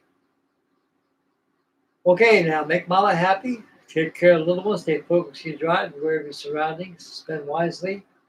And get yourself a kit. It's winter time now. It's snowball time. It's cold in some regions and colder in others. And nothing goes better with winter months is some serious modeling and camaraderie with each other. And take care of yourselves. God bless everybody. And thank you, Sir Lindsay, for tuning in tonight. And thank all of you fellows, too, all my new and old subscribers for your wonderful candor, comments, and views. I'm deeply honored each one of you all. So as long as you keep watching, I'll keep building. Model on, and we'll see you guys tomorrow night. And have a wonderful what's left this evening. And what ain't much left over. It's Friday already. But we'll catch you tomorrow, guys. God bless everybody. I love you, fellas. You guys take care of yourselves. Frankie Day signing out.